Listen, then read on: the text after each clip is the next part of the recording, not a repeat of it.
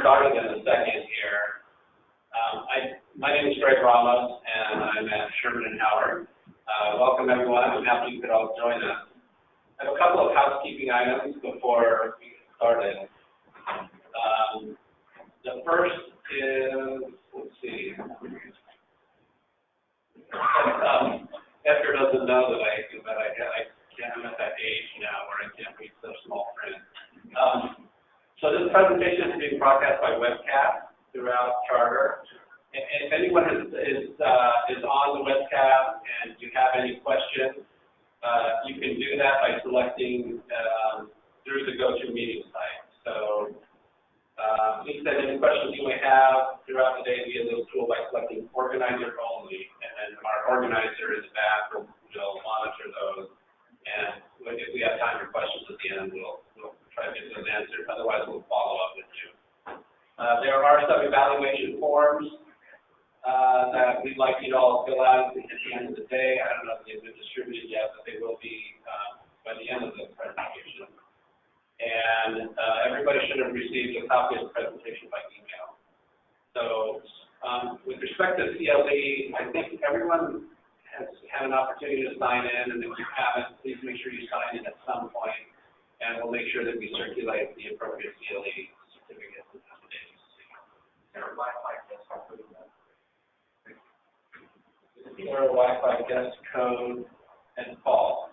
So the Wi-Fi is AT&T Wi-Fi, and then as you go through the process, you select the promotion code option, and then you type in Tilton Honors, no space, capital ratio, capital H honors. Again, Tilton Honors, no space.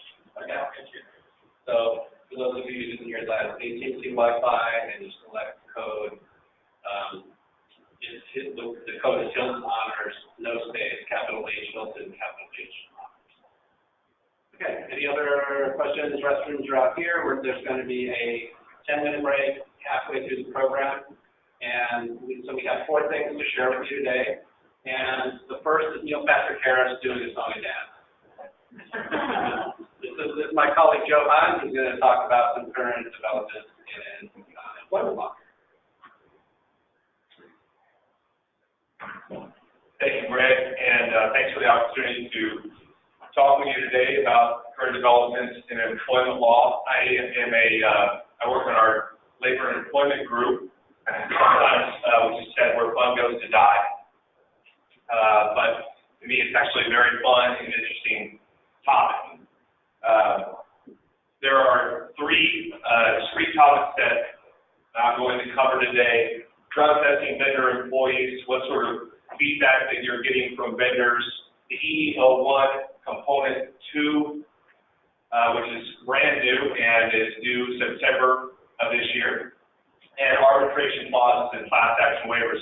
Before I begin, are there any attorneys here who are focusing on or focused in their practice on labor and employment law?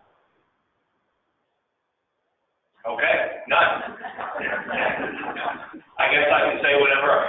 We have a lot of lawyers who deal with contractors, vendors, and doing a lot of work. Okay, so a lot of lawyers who are dealing with the first topic. The Charter's Master Consultant Services Agreement provides that the vendor warrants that it has conducted criminal background checks and drug screening, which consists of a 5-panel drug screen, including marijuana, which we're going to be focusing on today, given the rise in a lot of recreational and medical marijuana legalization laws. It also provides that the consultant is required to remove the employee if the employee has at any time tested positive for any controlled substance. Greg, what kind of feedback are you getting from vendors about this provision? So 2 pretty common things we hear from vendors is we don't test. And so if you're going to require us to test our employees for you, we're not going to be able to build the engagement. So just getting over the hump with vendors who don't test, and that's a pretty common pushback we get. And then we get other vendors who basically say we can't test. It's illegal for us to test our employees. So we're not going to do it, and we're not going to do it. I don't know if anybody else is hearing similar things or different things. But Yes, we are more often. Yeah. And what do you think? Is that a reasonable response? I mean, I can see their point of view, but if we take the standpoint, when it was name of our vendors, that's our employees. So, vendors I deal with, a lot of times they're not on site. It's a little bit more possible, but it's still a hard one. It's becoming harder and harder to put right now. Right. A drug-free workplace is a laudable goal, but it is not without risks. And those are based on what is happening on the other end of the vendor relationship.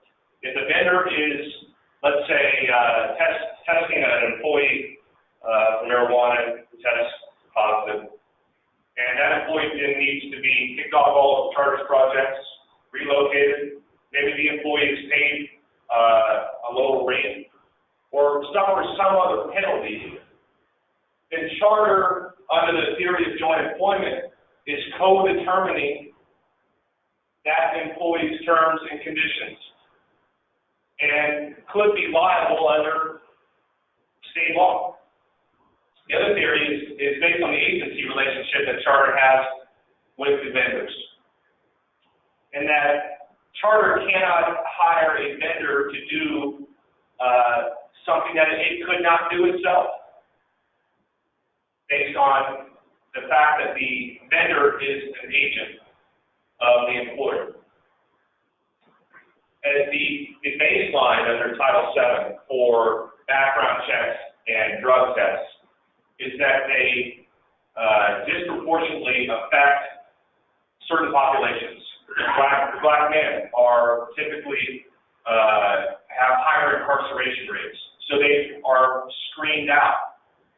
So one thing that Charter needs to be aware of is whether it or its vendors is conducting an individualized analysis that measures whether the screening out is based on business necessity. Charter's contracts don't necessarily say anything about who is actually making that determination. There's also privacy concerns related to off-duty conduct. Half of states in America have some form of recreational or medicinal marijuana laws that say that using it off-site during non-work hours is perfectly legal, notwithstanding the fact that it remains a controlled substance under federal law. For example, in Colorado, Coates v. Dish, the Supreme Court determined that it is a unlawful activity off-site, and an employer can terminate an employee on that basis, but not in Connecticut or Nevada or New York City. So there are myriad state laws that address what you can do when you're off duty. The privacy concerns are very real in California, which has a constitutional provision that provides a right to privacy. And so drug tests are an invasion of that right, and courts apply a balancing test. So depending on when your vendors are conducting the drug tests, that right may be more or less vested. Testing an employee who hasn't been hired yet, the employer has a stronger interest testing an employee who hasn't been hired yet versus an employee who's been hired, been working, and then moves to Charter, begins conducting activities on behalf of Charter. Question about the business assessment. What we try to do is not tell them they can hire them, not whether or not work on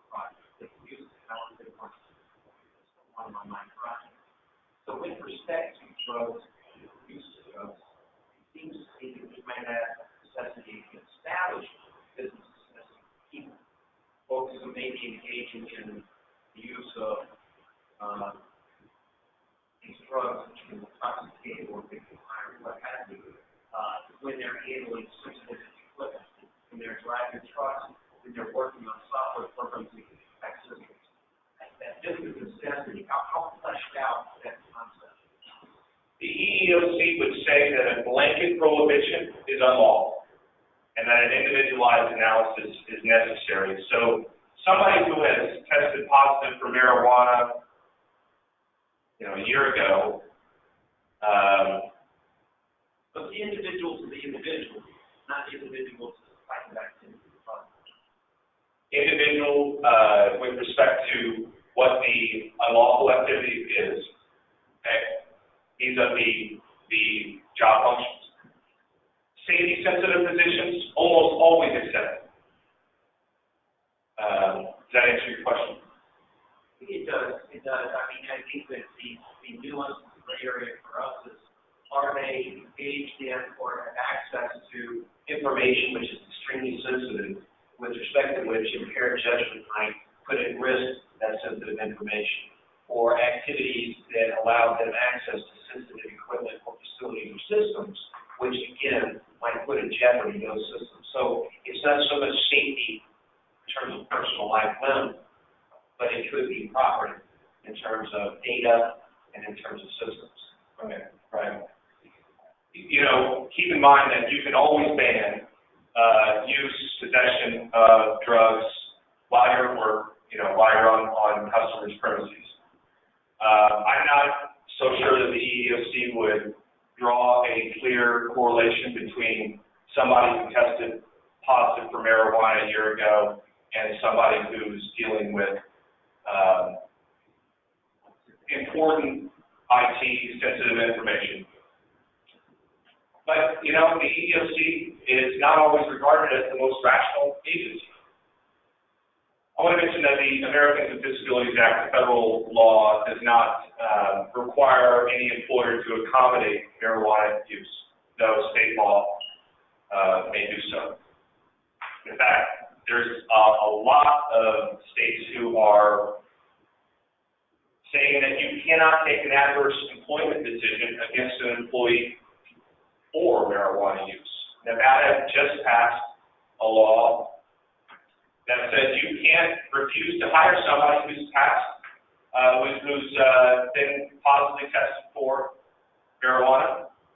Connecticut protects medical marijuana patients from discrimination, unlike Colorado. Maine is another state that you cannot discriminate based on medicinal marijuana use, though the statute doesn't really say anything about drug testing, except that it recommends that employers ask the Maine, I believe it's called the Bureau of, honestly, the specific agency escapes me, but seek the agency's approval for when you are drug testing, and New York City bans drug testing altogether. So, Joe, would it help from a contractual standpoint in our standard language that you showed earlier to have an out clause where drug testing is prohibited by law? Right. And I think that is,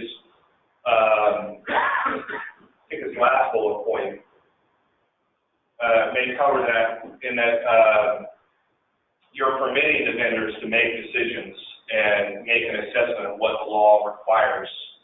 And it may shield you from theories of liability under joint employment and the agency relationship. You could restrict drug testing to safety-sensitive conditions.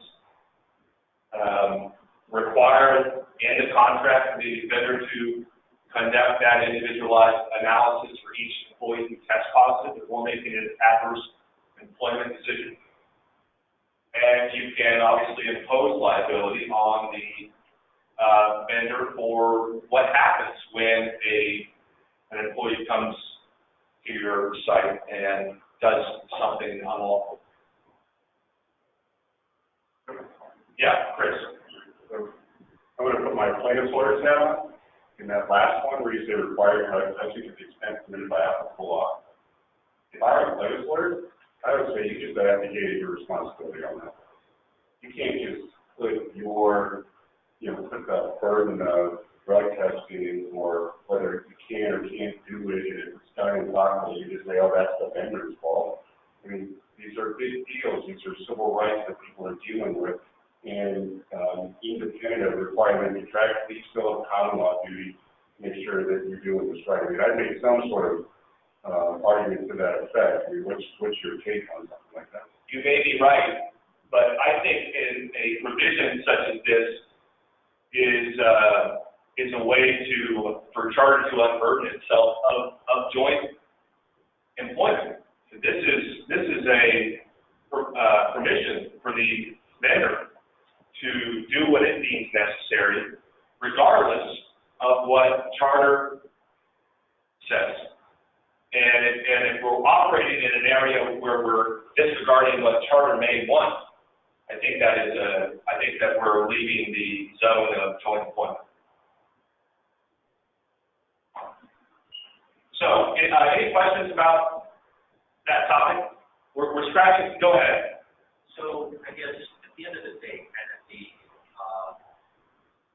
world that we live in now is that we have presently and going forward, we will have employees at charter who are on the job and are likely under the influence of marijuana. Is that correct? I don't think that is correct. You can continue to prohibit employees from being intoxicated at work. That would obviously would be a good idea. What I'm talking about is drug testing. So I think that a helpful analogy is to think about these employees not as drug users or abusers, but a vet with PTSD who uses marijuana in the evenings. May not be the risk that you're talking about. Does that answer your question?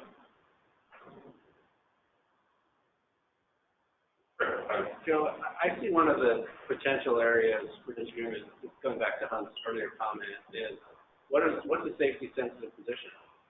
Someone's obviously coming to your home and installing your cable, then we would all agree that that's something that putting text in somebody's homes is going to be safety sensitive. But I think that it's an argument equally to be made that anybody having access to the charter network that holds personal information, that holds protected private information, payment card information, things like that, equally is safety related. I think that it needs to be in your policies. Obviously, somebody driving a truck is in a safety sensitive position, but if you're setting forth what people are doing with sensitive information, that the courts and agencies like the EEOC are going to defer what an employer believes is a safety sensitive position. So we can help ourselves by including in our policy restrictions activities that this risk higher in the area. It's not helpful to safety. Correct. Yeah. That would be important. Greg has suggested that a preamble to that vendor agreement, the Master Consulting Services Agreement, might be to say, these are the reasons that we are conducting, or that we want you to conduct drug tests, notwithstanding that state law may prohibit them. And you've got to follow applicable law to the vendor.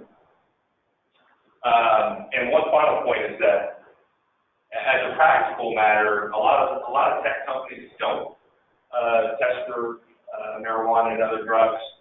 So if you're looking to expedite a project or hire a lot of employees, it's going to take longer to staff that project if you're going to be requiring drug tests.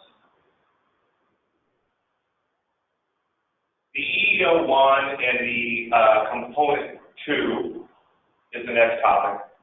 The classic EEO-1 requires all employers of with 100 employees or more and some federal contractors to retain and disclose information related to employees' race and sex. In 2016, the EEOC decided that it would expand the EEO-1 reporting requirements to collect information about hours worked and pay data.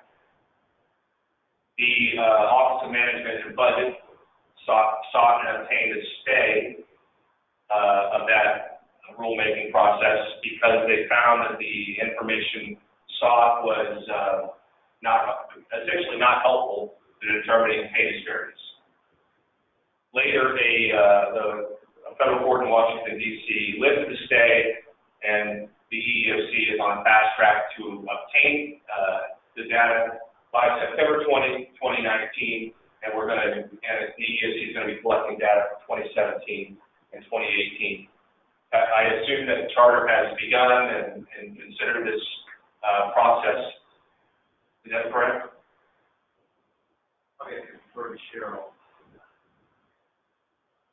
Okay. Well, there are a lot of findings that women are making less than men, and minorities are making less than whites. And so, in order to remedy that situation, the EEOC is going to collect hours worked. The Box 1 pay data is actually in the W-2 form, and then require employers to compile that data by race, job category, and pay band. So step 1 for charter is identify employees on the payroll. This typically is a snapshot of employees in the fourth quarter. It's problematic because maybe the employee is going to be resigning in a couple of weeks, or maybe the employee just joined. These are sort of data and statistic problems that the EEOC is going to have to grapple with as is charter. Step 2 is finding the annual pay data for each employee.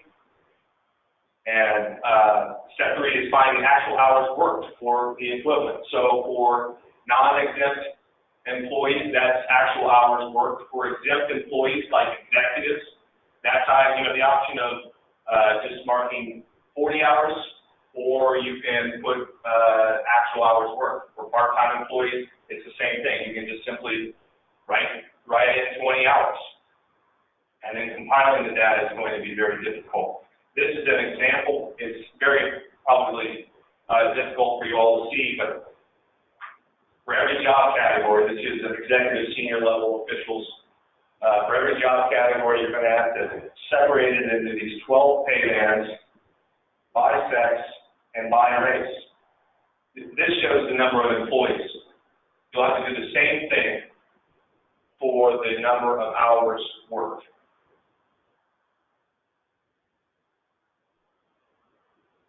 So what's next? The EEOC is going to use this information. For example, if a female employee files a charge of pay discrimination, the EEOC may generate a report that says, well, here's what's going on with the company, and here's what's going on with the company's competitors in the labor market. The problem is that the EEOC doesn't really have expertise in statistics. The data itself the data that you're providing the EEOC is inherently unreliable because it combines exempt employees and non-exempt employees. It doesn't take into account for any other non-discriminatory factors that may account for the pay disparities, such as how long the employee's been working there, or how the employee has been evaluated. So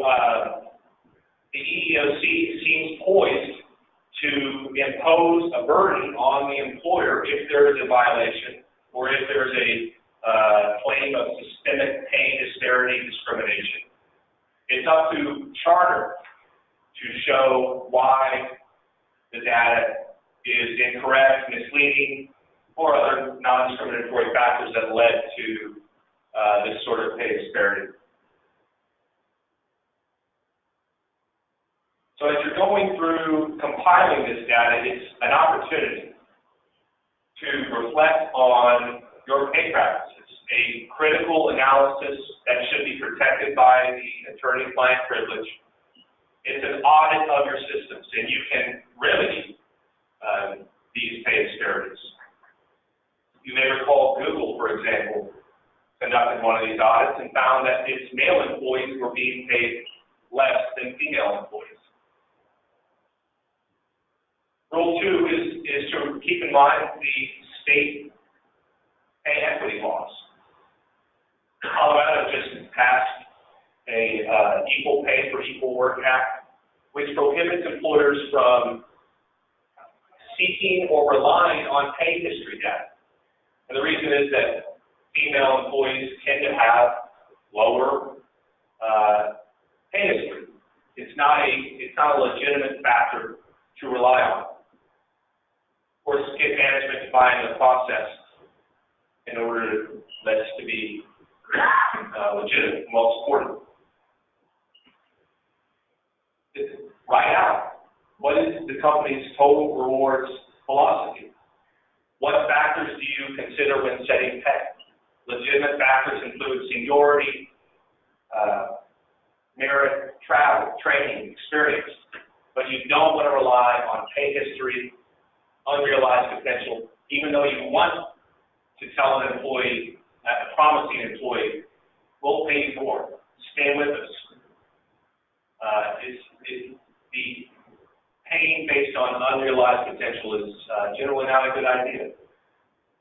Studies have also shown that men tend to gain more in the negotiation process than women. It's an opportunity to update job descriptions and to train managers how to conduct evaluations.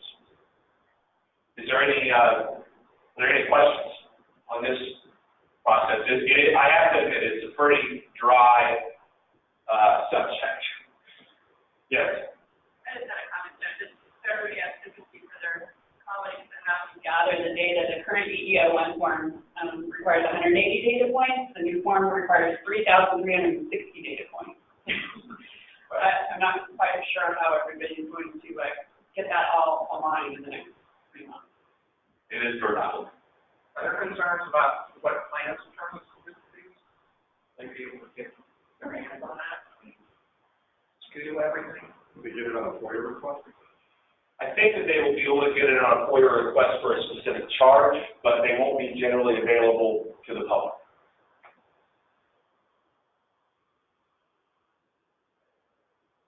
The last topic is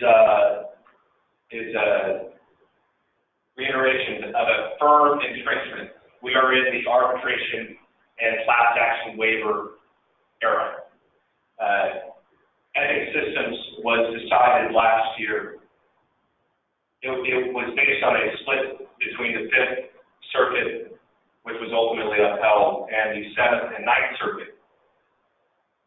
The Seventh and Ninth Circuit has found that the Section 7 of the NLRA, which provides that employees can participate in concerted, protected activity for mutual aid and their mutual aid and benefit, means that they can engage in class and collective actions, and that which would render the FAA saving clause operable because class and collective actions were a substantive right under the NLRA. The Supreme Court said not so, that we're going to follow exactly what the arbitration agreement says, and that employees are free to waive their rights in class and collective actions.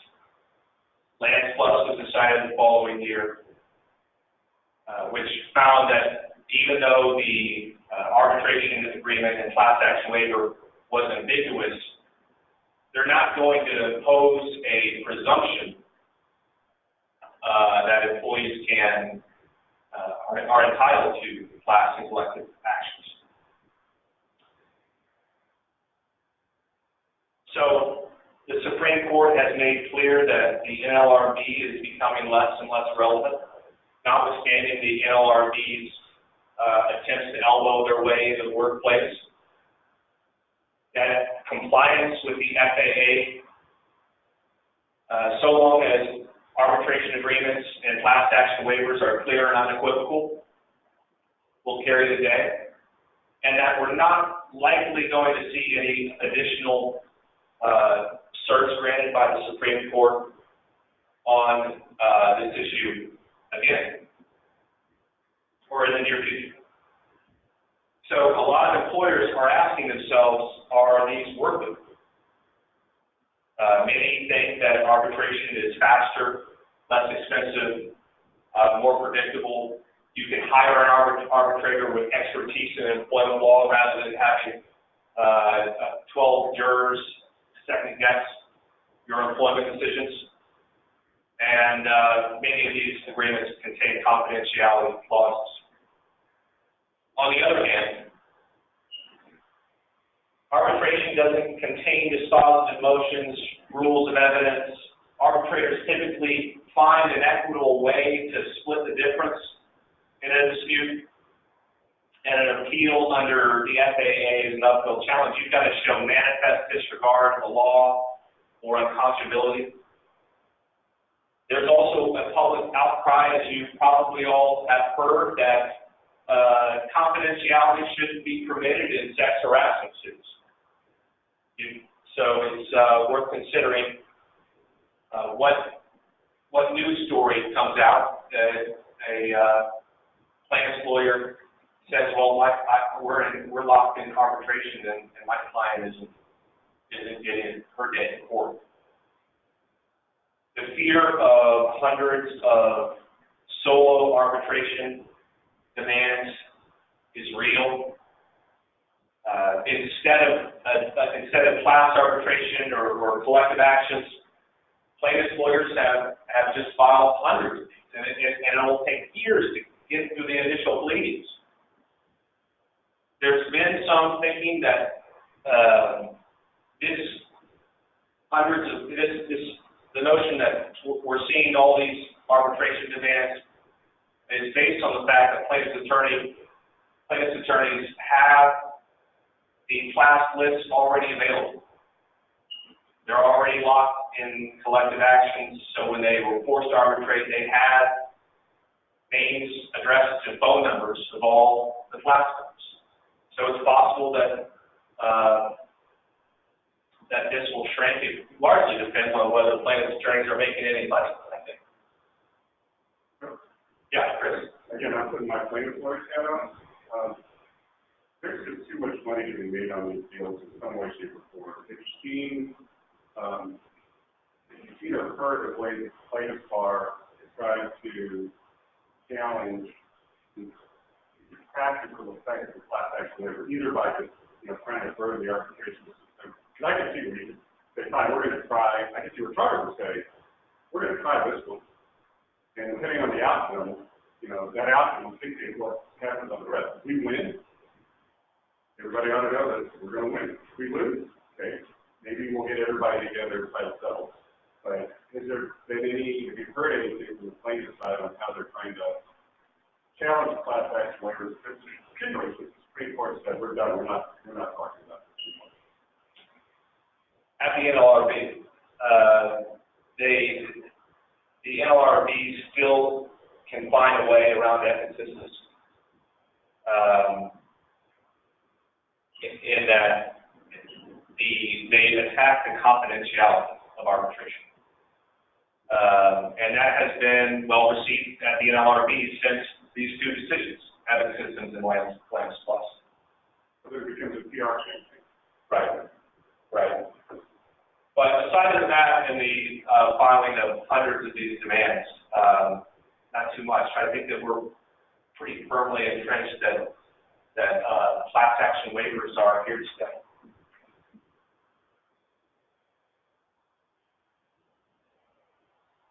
So as Charter's thinking through its arbitration agreements and class action waivers, you know, how many class actions do you face? How many FLSA collective actions do you face, and where are these challenges coming from? Of course, the Fifth Circuit's going to be more receptive. Then Seventh and Ninth Circuit will be less so. What's your philosophy defending employment lawsuits? Do you settle? Take it to court? And are arbitration agreements available for all employees or just a select few? This will depend on the circumstances of your company and each employee.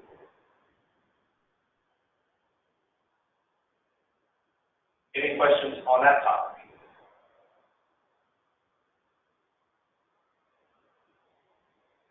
Are there any questions on the front of the webcast?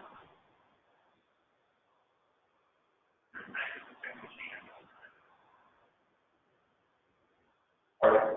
I had to check with that machine because they're not featured here. I have to check out the machine. Thank you. Yeah, thanks, Joe.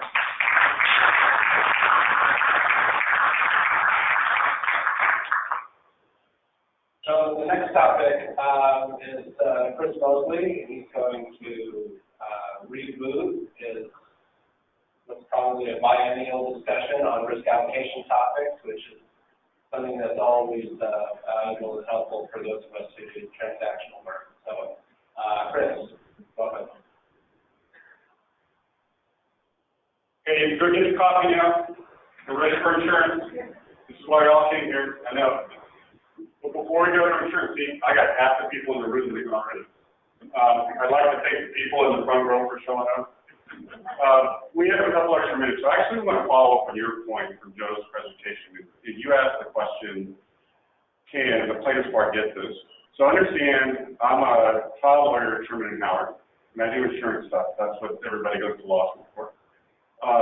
But fundamentally, I'm a plaintiff's lawyer because I sue insurance companies. That's why I brought up the points about being a plaintiff's lawyer. And when it's the first time I ever heard about the CEO2 thing. I don't do employment stuff, but when I saw, like, there's a chart that has all these data points, and then when I heard that, there's 3,000 data points over there, I got to be the plaintiff's bar. I was excited for it. So, maybe you know the answer, but roughly how many employees do you guys have? Okay, so you're a big company, and sort of, in my experience, the plaintiff's bar is always trying to find what's the latest and greatest thing to go and try to get, make a bunch of money on. How am I going to hijack, corporations to pay my clients peanuts and pay me a king's ransom? And right now, one of the big things that's going on is wage hour claims.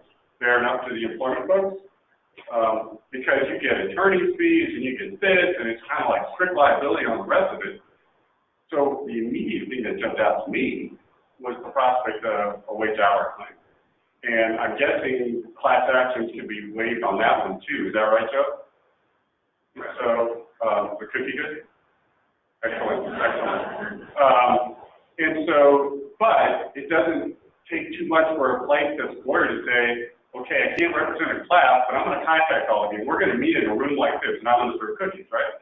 And I'm going to do all this stuff. We're going to talk about this, and let me explain to you all this stuff, and to get these folks involved to file what wouldn't effectively be a class, which wouldn't actually be a class action, but would be effectively a class action. I got a pleading sheet that shows 785 plaintiffs, and the caption page runs a couple hundred pages.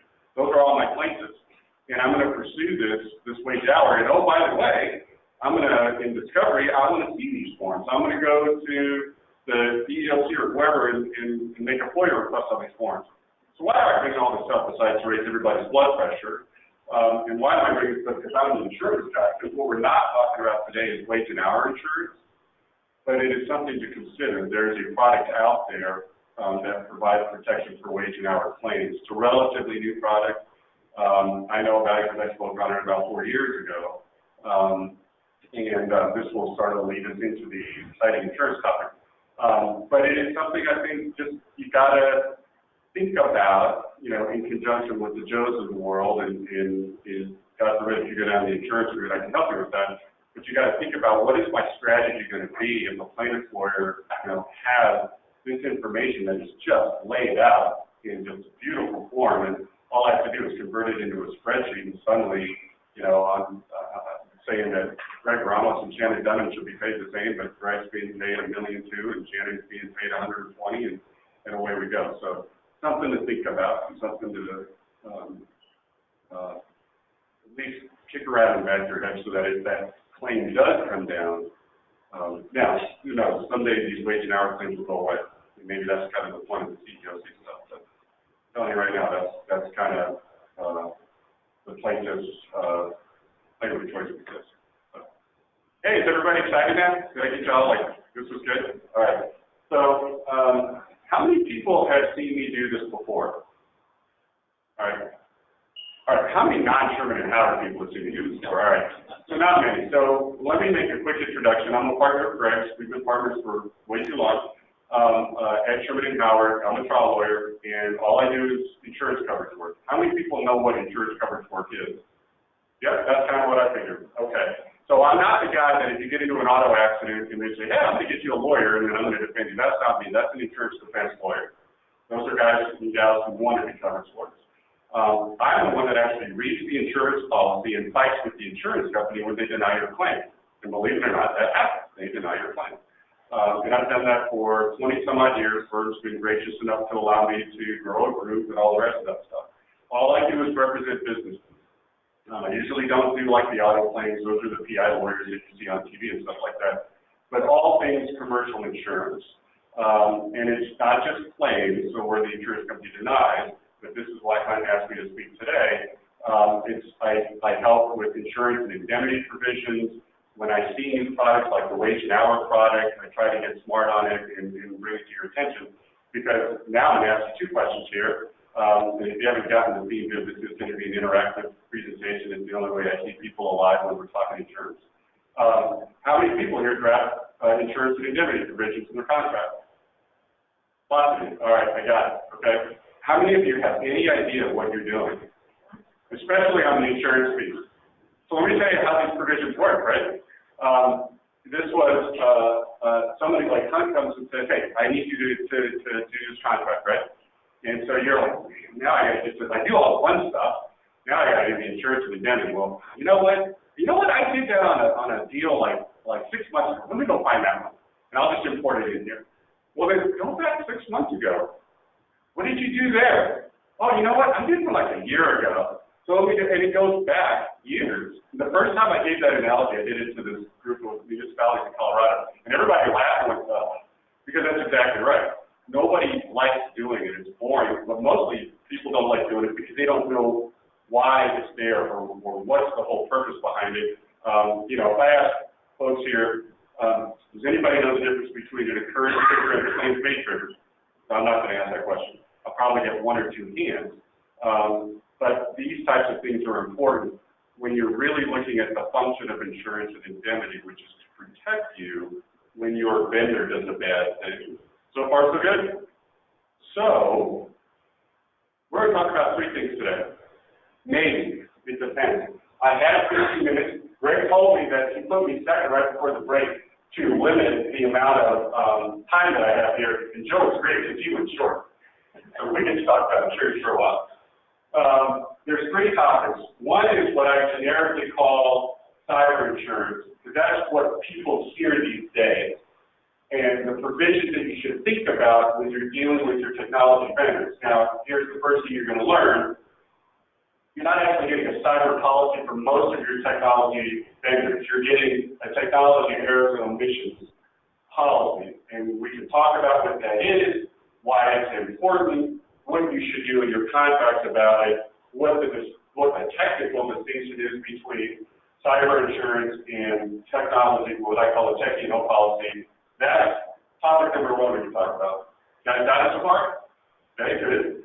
The second is indemnification and insurance. This is really kind of the basics of drafting indemnification provisions in a contract, a vendor contract, and insurance. And some of the things you ought to think about, because I could go, even notwithstanding it being me, I could go on for hours on these topics alone. So that's topic number 2, okay? And then the third is a provision that I see some companies try to do, which is a variation on the limitation of liability provision in a clause. And instead of limiting liability to a certain dollar amount or something like that, what the other side will say is, I want to limit liability to the extent of my insurance. And that actually sounds, not too bad, but there are some issues there that you have to be alive for. And to give you a preview of that, the question becomes, has anybody ever seen an insurance company deny a claim? What happens if they do so? Who's got the burden of paying me a whole bunch of money to chase an insurance company? Okay? Now, here's the first interactive part of it, and I'm going to pick on people if I don't get an answer here. You guys get to pick which order we're going to do this, okay? Because this is here, and the reason why I'm doing this in all sincerity is I don't know which of these is most important to you guys. I know they're all important to Hunt, because we talked about that. And John, you don't count because you're a Sherman Howard. You do count. But for the folks out here, where would you like to start? What's the thing that's most important? I got a 2, I got a 1. I feel like I'm doing a thing. I got a 5 to 21. 1, 2, 2. Nobody likes my favorite topic, which is great. Thank you, Cody. All right, and we'll go in order. All right, there it is. And this is, I really want you guys to ask questions on any of this topic at all. I like watching people speak, and you guys might know this guy, but my favorite speaker of all time is the guy behind these 2 cups, all right? But I hear myself speak all the time. This is for you, so ask whatever questions you have, and we'll take this whatever direction it needs to go. All right, so Tech E&O. And what I'm talking about here is the insurance you want from your vendors, and primarily the vendors that provide some sort of technology, service, or product. So the first question is, why do we even want to have the insurance? Because our vendors screw up sometimes. That's the real reason. It doesn't happen a lot. I only see the train wrecks, but it happens. And what we want insurance for is to provide an additional layer of financial protection for liabilities that arise when our technology vendors screw up. That's the bottom line. And when we get into indemnity, that's another way of trying to shift the risk over there. And let's talk about some of the types of risks that we see. And I do want your input on this, because I only know some of the stuff you guys do. So what's one type of risk? Well, you've got a vendor that is providing some sort of software, and that software contains a virus or some other malfunction, and it freezes up your systems, or it causes damage to your systems, or otherwise shut you down. I suspect it's a bad thing if some portion of your company and its computer systems are shut down for a day and a half. That's probably not a good thing. And how do you rectify that? Obviously, the big thing for today is the data breach. Everybody's heard about it. In the materials that I was reviewing, I'm going to walk over here and walk. In the materials that I was reviewing and preparing for this, I heard this one author say, there's only 2 types of companies when it comes to data breaches. Those that have had them, and Google's had them, and you guys can probably think of several others have them. And then those that have had them and just don't know it. And I would actually put in a third, which is those that have had them and know it, they just don't want to tell anybody. And law firms are famous for that. But it becomes a huge issue today because you hear it all the time. And hackers come from a ton of different places. You can have a college-student board, and let me go see if I can shut down Trevor, just for fun. I have no other reason to do it. It can come from a competitor. It could come from an internal employee who's disgruntled. We hear a lot about governments, whether it's Russia or China or the United States. The sources are coming from everywhere, and that's really kind of a big deal. Other risks that you guys can think of when, bad malware gets into your systems or something that could cause problems for you or your customers? So, and understand that this risk is significant. It's not just a risk to you. It can be a risk to Charter. Then you've got technology services that are company specific, your back office accounting systems and whatever else you may have, the systems that keep these EEO2 forms, just like a Spark or go elsewhere. You know, all you have your own internal systems, and if there's a problem with those, they become infected some way, that's an issue. But then your customers, I mean, that's also a nightmare. I get a set-top box, and now suddenly, because of an issue in the software in the set-top box, some hacker is busting into my box and getting my credit card that I have on file so that I can watch, you know, the latest and greatest Marvel pay-per-view movie. And not just me, but my neighbor and 25,000 other customers in here. That's kind of a nightmare.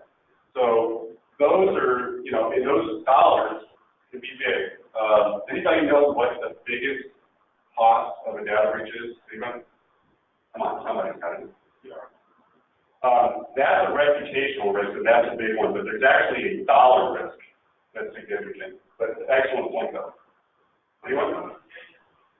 Response costs, exactly. In fact, response costs represent something on the order of 90 to 95% of the cost of a data breach, because at this point in time, nobody has actually seen a data breach where somebody absconded with a bunch of money.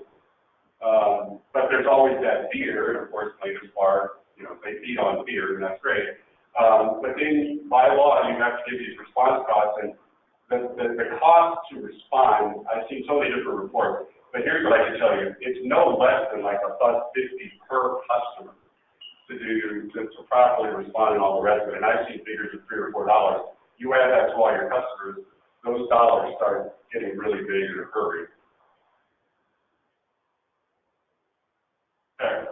So the other reason why now we're thinking about, gee, we've got this risk, why do I need to know about Tech E&O insurance? Is because, as I said before in the prior slide, Tech E&O insurance is a financial vehicle to protect you in the event your vendor does something bad.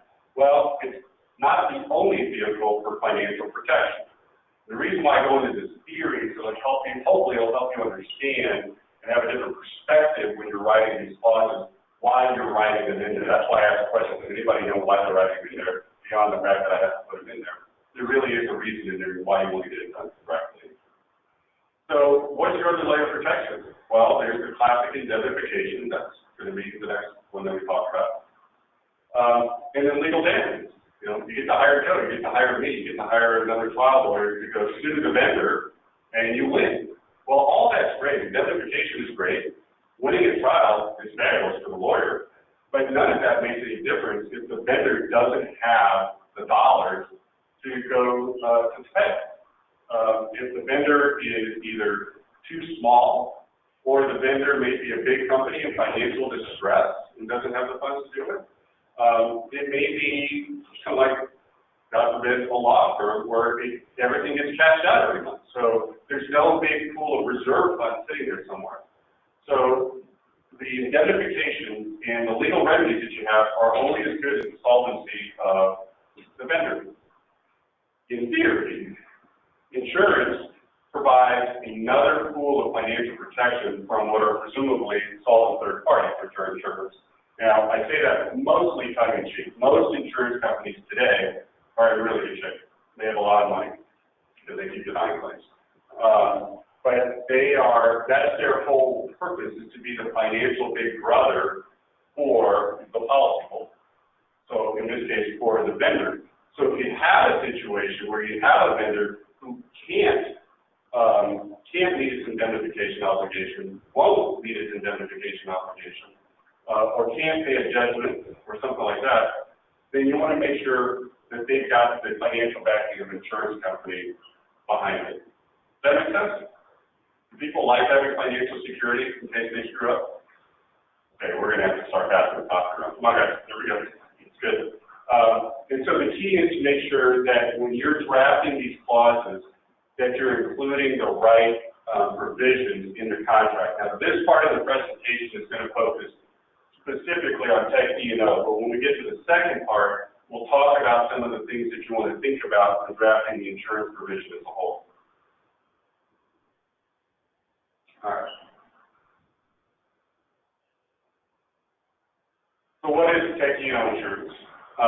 It's simply insurance that covers a technology vendor's liability from the risk of a product or a service. And the last part is pretty important. It is a product or a service. And most tech E&O policies define what they cover to include products and services, because a product, in a software program, a product or a service, mostly a product, but you can argue it either way. So it would be the development of software. It would be installation of electronic hardware. It would be system integration, things of that nature. Okay? So it's really designed to cover someone who's in the tech industry that's providing a cross-product or service coverage in the event that there's liabilities arising out of that product or service. You guys are all lawyers, so the easiest way to understand it is it's tech malpractice insurance. You've got malpractice insurance, it's the same thing. The insurance industry has made the decision that a tech provider is essentially considered a professional for insurance purposes. It just makes it easy. The insurance industry has to silo these things in some way, and that's the way they do it. So, does anybody know the difference between a tech E&O policy and a cyber policy? They sound the same. And I suppose you guys all heard about cyber policies, cyber coverage. Somebody please raise their hand and say you've heard that. Excellent, thank you, John. The difference really is who the policyholder is, who the customer is. The insurance industry wants to say that tech providers are professional service providers, so they're going to create this policy form for tech E&O. It helps them underwrite it, it helps them do all sorts of other things that make it easier for them to manage the risk. But given the proliferation of issues that non-tech companies have, so that if a Sherman and Howard had a data breach and we had to do our own notification costs, we're not a tech company. The insurance industry has decided to create what is effectively the same product for non-technology companies and call it a cyber policy. So when you've got a Macy's that gets breached, Macy's is going to, for the most part, purchase a cyber policy because Macy's is a clothing company, not a tech company. And so the whole reason for that 2-minute soliloquy was just to let you know when you hear the two, they're somewhat interchangeable, and in practice, people talk about them interchangeably. But for your technology vendors, you're going to want to make sure that they have a tech E&O policy, and that'll show up on another slide. Okay, now, why do I put so many bullet points on there on who purchased technology errors and omissions coverage? By the way, I got this list from something called the Betterly Report. If you guys really want to go to sleep one time, I'll send it to you. It's an insurance coverage geek's wonderland.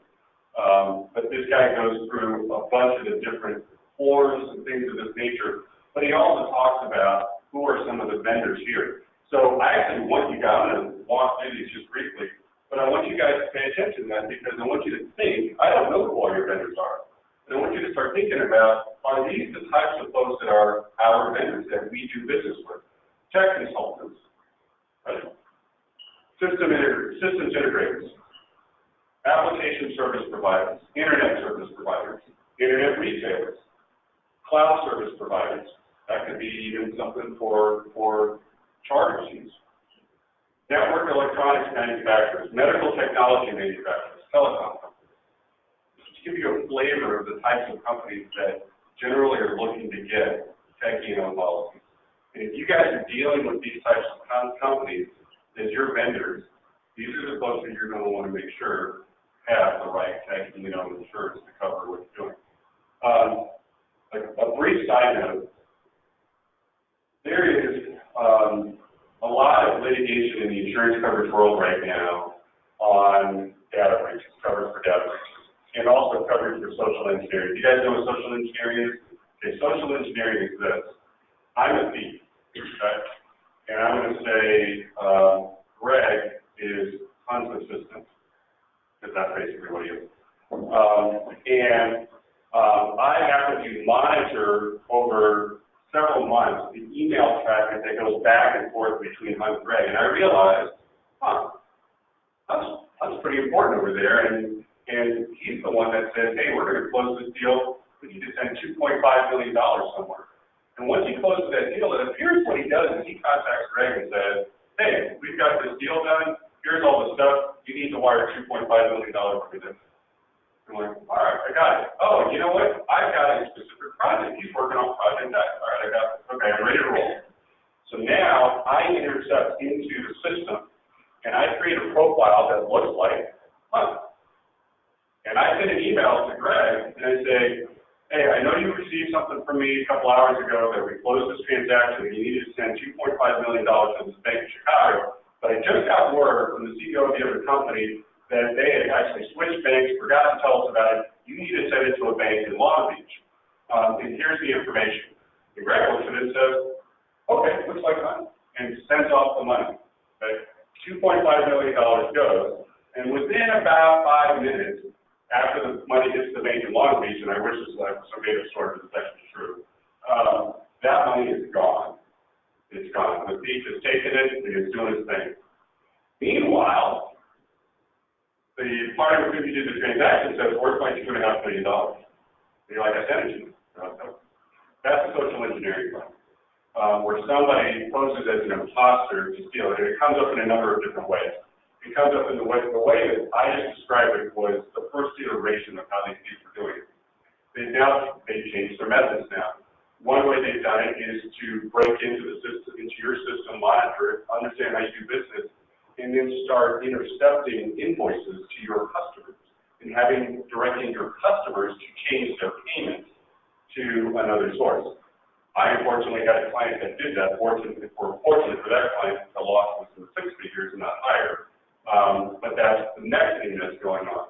These are all really kind of big issues, and when money like that starts happening, folks go to their insurance company saying, what do I do? And there have been a lot of lawsuits out there that have focused on crime policies and CGL policies that have existed for a long time, but nobody ever thought about the cyber thief when these policies came up and before these tech policies, cyber policies came around. And so there's been a great deal of litigation going up and down in the courts as to whether a crime policy covers this. By the way, it's 2-to-1 in favor of the insurance company when you're talking to the federal service. Which is to say, there's a great deal of uncertainty, and who wins when there's uncertainty? The lawyers, and that's about it, because nobody knows what's going to do. The insurance companies never thought they were going to cover it under those policies. This led to the generation of your cyber policies and of your tech policies. You don't want to have to get into a fight with somebody's insurance company, whether their CGL or crime policy covers it, when you can short circuit that by getting the right insurance for the person. All right. So now that I've convinced y'all that you need to have this, the question becomes, well, how do I do it? What do I say? Well, there's a couple of things that you definitely want to put into the contract. First of all, you want to make sure that somewhere in there it says you're going to have tech insurance. Now, is there standard language for it? Absolutely not. You can do it a number of ways. You could say that you're going to have the appropriate cyber insurance, including but not limited to tech insurance. But tech liability insurance is important. The liability piece is critical because the industry knows what that means. But what the liability insurance is lawsuit insurance. So that means I want you to have that so that if you screw up, I'm suing you, and you're going to go to your insurance company, and they're going to pay me, and that's the easiest path to recovery. So you want to make sure that they have tech liability insurance.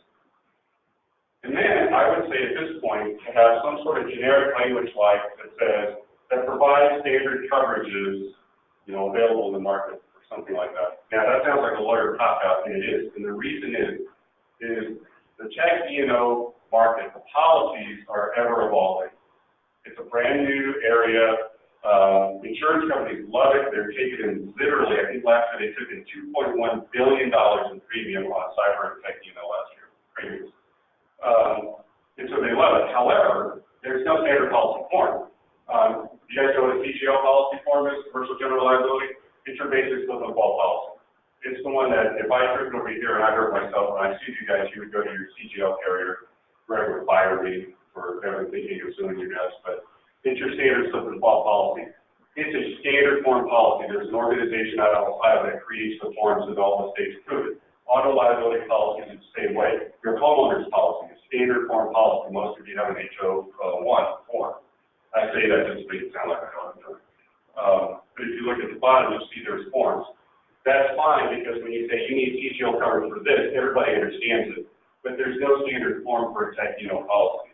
So what I say is providing standard coverages, because if you ever get into a fight with this down the road, you want to have some leeway to say, well, you should have had this, because this is what was standard in the market, in a situation where there's not a whole lot of standardization. I would also include something that says, providing standard coverages, including but not limited to coverage for data breach, data security, data privacy. Those are your breaches, and those are the different ways that those are described. And I only mention it now because data breach stuff is the flavor of the day. That's the thing that you see all the time. Yes, sir. It makes sense to include specific on your list of items, not limited to this, including not limited to.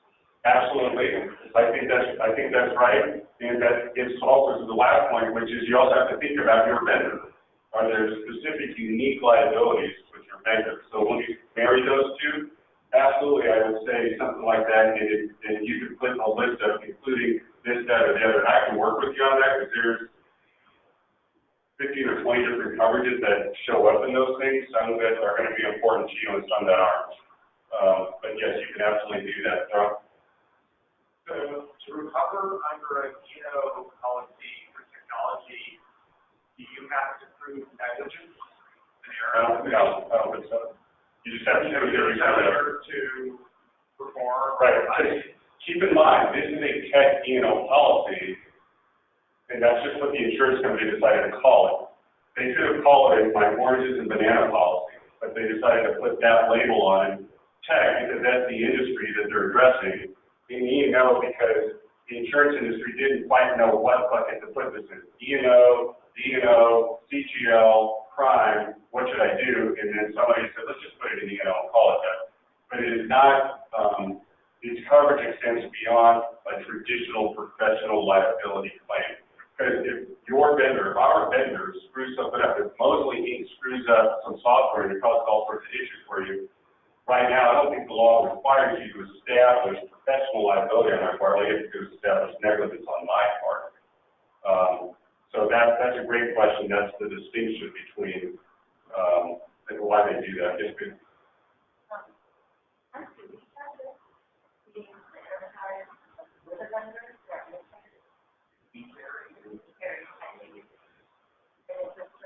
We actually put down a few different that might be there. We generally don't promise not have any of that. Let me for just a second. The question for those on the phone were, does charter carry tech insurance? And part of the answers so far is yeah. Yeah, I think it's a perfect question. I was going to ask. We deal with large customers, get up to their and they expect us, and don't fill out a laundry list of things like this. One of the things we're going to is cyber attack. I want to understand the difference between that comes all the time. We typically send it to our insurance partner. There's something that we can agree to. But my question is, should we be pushing that before we even take that second? Keep going on foot. Okay, so for the folks on the phone, the first question was, does charter carry tech and the answer from Hunt was yes. The second question was, there are some vendors who require charter to maintain that coverage, and should we be pushing back on the vendors for the vendors to provide the coverage? I would say my answer to that is yes. As I was putting this together, the thought of whether charter should maintain this and how much did come up, but the focus of my presentation is what we're asking of our vendors. But absolutely, I mean, if they're in the technology business and if their technology screws up, it could be a problem for us, either because it hurts us or our customers. We should absolutely be asking them for it. I think you're saying those are customers that are asking charter as the vendor. So the customers, so like I'm on the street and I'm a charter customer. You're a bank. Yeah, but you're Bank of America. Okay. Charter, I want you to carry cyber coverage for saying, your system goes down, my network goes down. Right. Oh, so what should we do? If we have the leverage, I would absolutely require the bank, that customer, to carry their own cyber insurance as well. So one thing, so let me flesh it out just a little bit. I focus on the liability aspect of it. And what happens if we have to sue the vendor, and in your scenario, what happens if the bank has to sue us, and do we have a protection for that? Insurance comes in two flavors, first party and third party. Third party is the liability piece. That's the lawsuit insurance protection. That's what we've been talking about. The first party is what people generally understand to be your property. So the analogy I use is your car. If you run a light and hit somebody, you're going to get sued by that somebody. That's your liability coverage. But your car is damaged, so you take it over to the shop, and your insurance company picks that up, and that's the first party coverage to cover your property. There is first party coverage under most cyber and tech as well to cover, like if the bank, if we screw something up, I'll just make this up, and the bank has a data breach because of something we did, yeah, the bank's going to come after us, and hopefully our tech policy will sink. But the bank's own policy will also have first-party coverage for response costs, and the bank access that, and we should definitely require, those customers to maintain theirs as well, because it's going to, I think the distinction between tech and non-tech companies is going to dissolve more and more over time, because technology is just ubiquitous in everything that we do. We would want their coverage to be primary. Yes, that would be I mean, that, because I don't guarantee service. Right? We say that all the time. We don't guarantee service. So let's say the customer will agree to one. Oh, yeah, we don't get the customer. We won't identify them as our service. So my point is, when we do that, and here we get an SLA, that's what you're going to get. They may ask for this insurance. They ask for it. We go to check the risk, something that we're actually carrying right now. We don't want to need insurance. We want there to be primary. As noted, I thought before we had the first slide that, you had these vendors, one of them ISP, that's us. I also do commercial customer facing. My question initially was, goes right along with what we're talking about, is since that's in that paper about making sure you ask for this your internet service provider, do you have examples of any claims of what we've gone after or internet service providers that say, because our position, we don't have the data, it turns out description, but any examples that can help us talk? So I don't have a specific example, but again, let me put my claims lawyer hat on. If that, and I'm sure examples exist, but if I'm an internet service provider and my service goes down for an extended period of time, or you're an internet service provider, I'm your customer, and I'm a big law firm, and everything shuts down, and I can't get back up for 2 or 3 days, I have a huge business interruption loss there. Okay? But I want to go after my own insurance company, and I might have a 7-figure loss, and I would say, that's on you. You were providing service, this is, I'd argue that's like a public utility, I do all this other stuff, and I try to find a way around waivers and all the rest of it, and I'm going to cost you a bunch of money litigating this thing, because I'm trying, and then I'm thinking a jury, the jury is just 6 random people, and and I'm telling the jury, hey, look, who doesn't have internet service, who doesn't rely on, that's the argument that I'm going to be making. And that's where it can be problematic. And even if you've got a strong defense, you've got some sort of clause in your contract, and even if a judge is going to agree with it and an appellate judge is going to agree with it, you're still talking hundreds of thousands of dollars potentially in legal fees to fight that, which you would much rather have your insurance company pay. And that's the other benefit of a liability policy, is that you get your defense costs paid.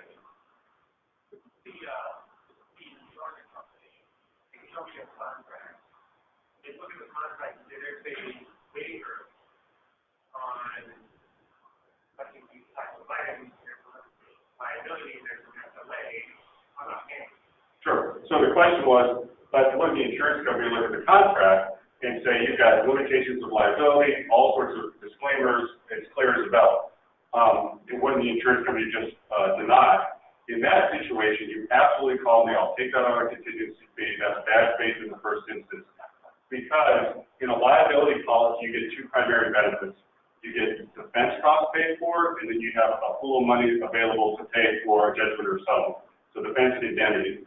They're completely independent benefits under the policy. So under your health policy, you got vision coverage and you got dental coverage. Those are two independent things. And the defense benefit typically, to be candid, usually is the more valuable one for exactly the reason that you're saying. Under the defense benefit, all that has to happen is you have to be sued. And if the allegations in the complaint, just the allegations, not reality, just the allegations in the complaint, fall, or as they say, potentially fall under the policy, that triggers the insurance company's defense obligation. And so the insurance company then has to say, well, this is a slam dunk. And you're like, you're right, but we need a lawyer to do that slam dunk. And the insurance company has to get that lawyer to pay it and then tell the lawyer, file a motion to dismiss as fast as you can or a motion for summary judgment.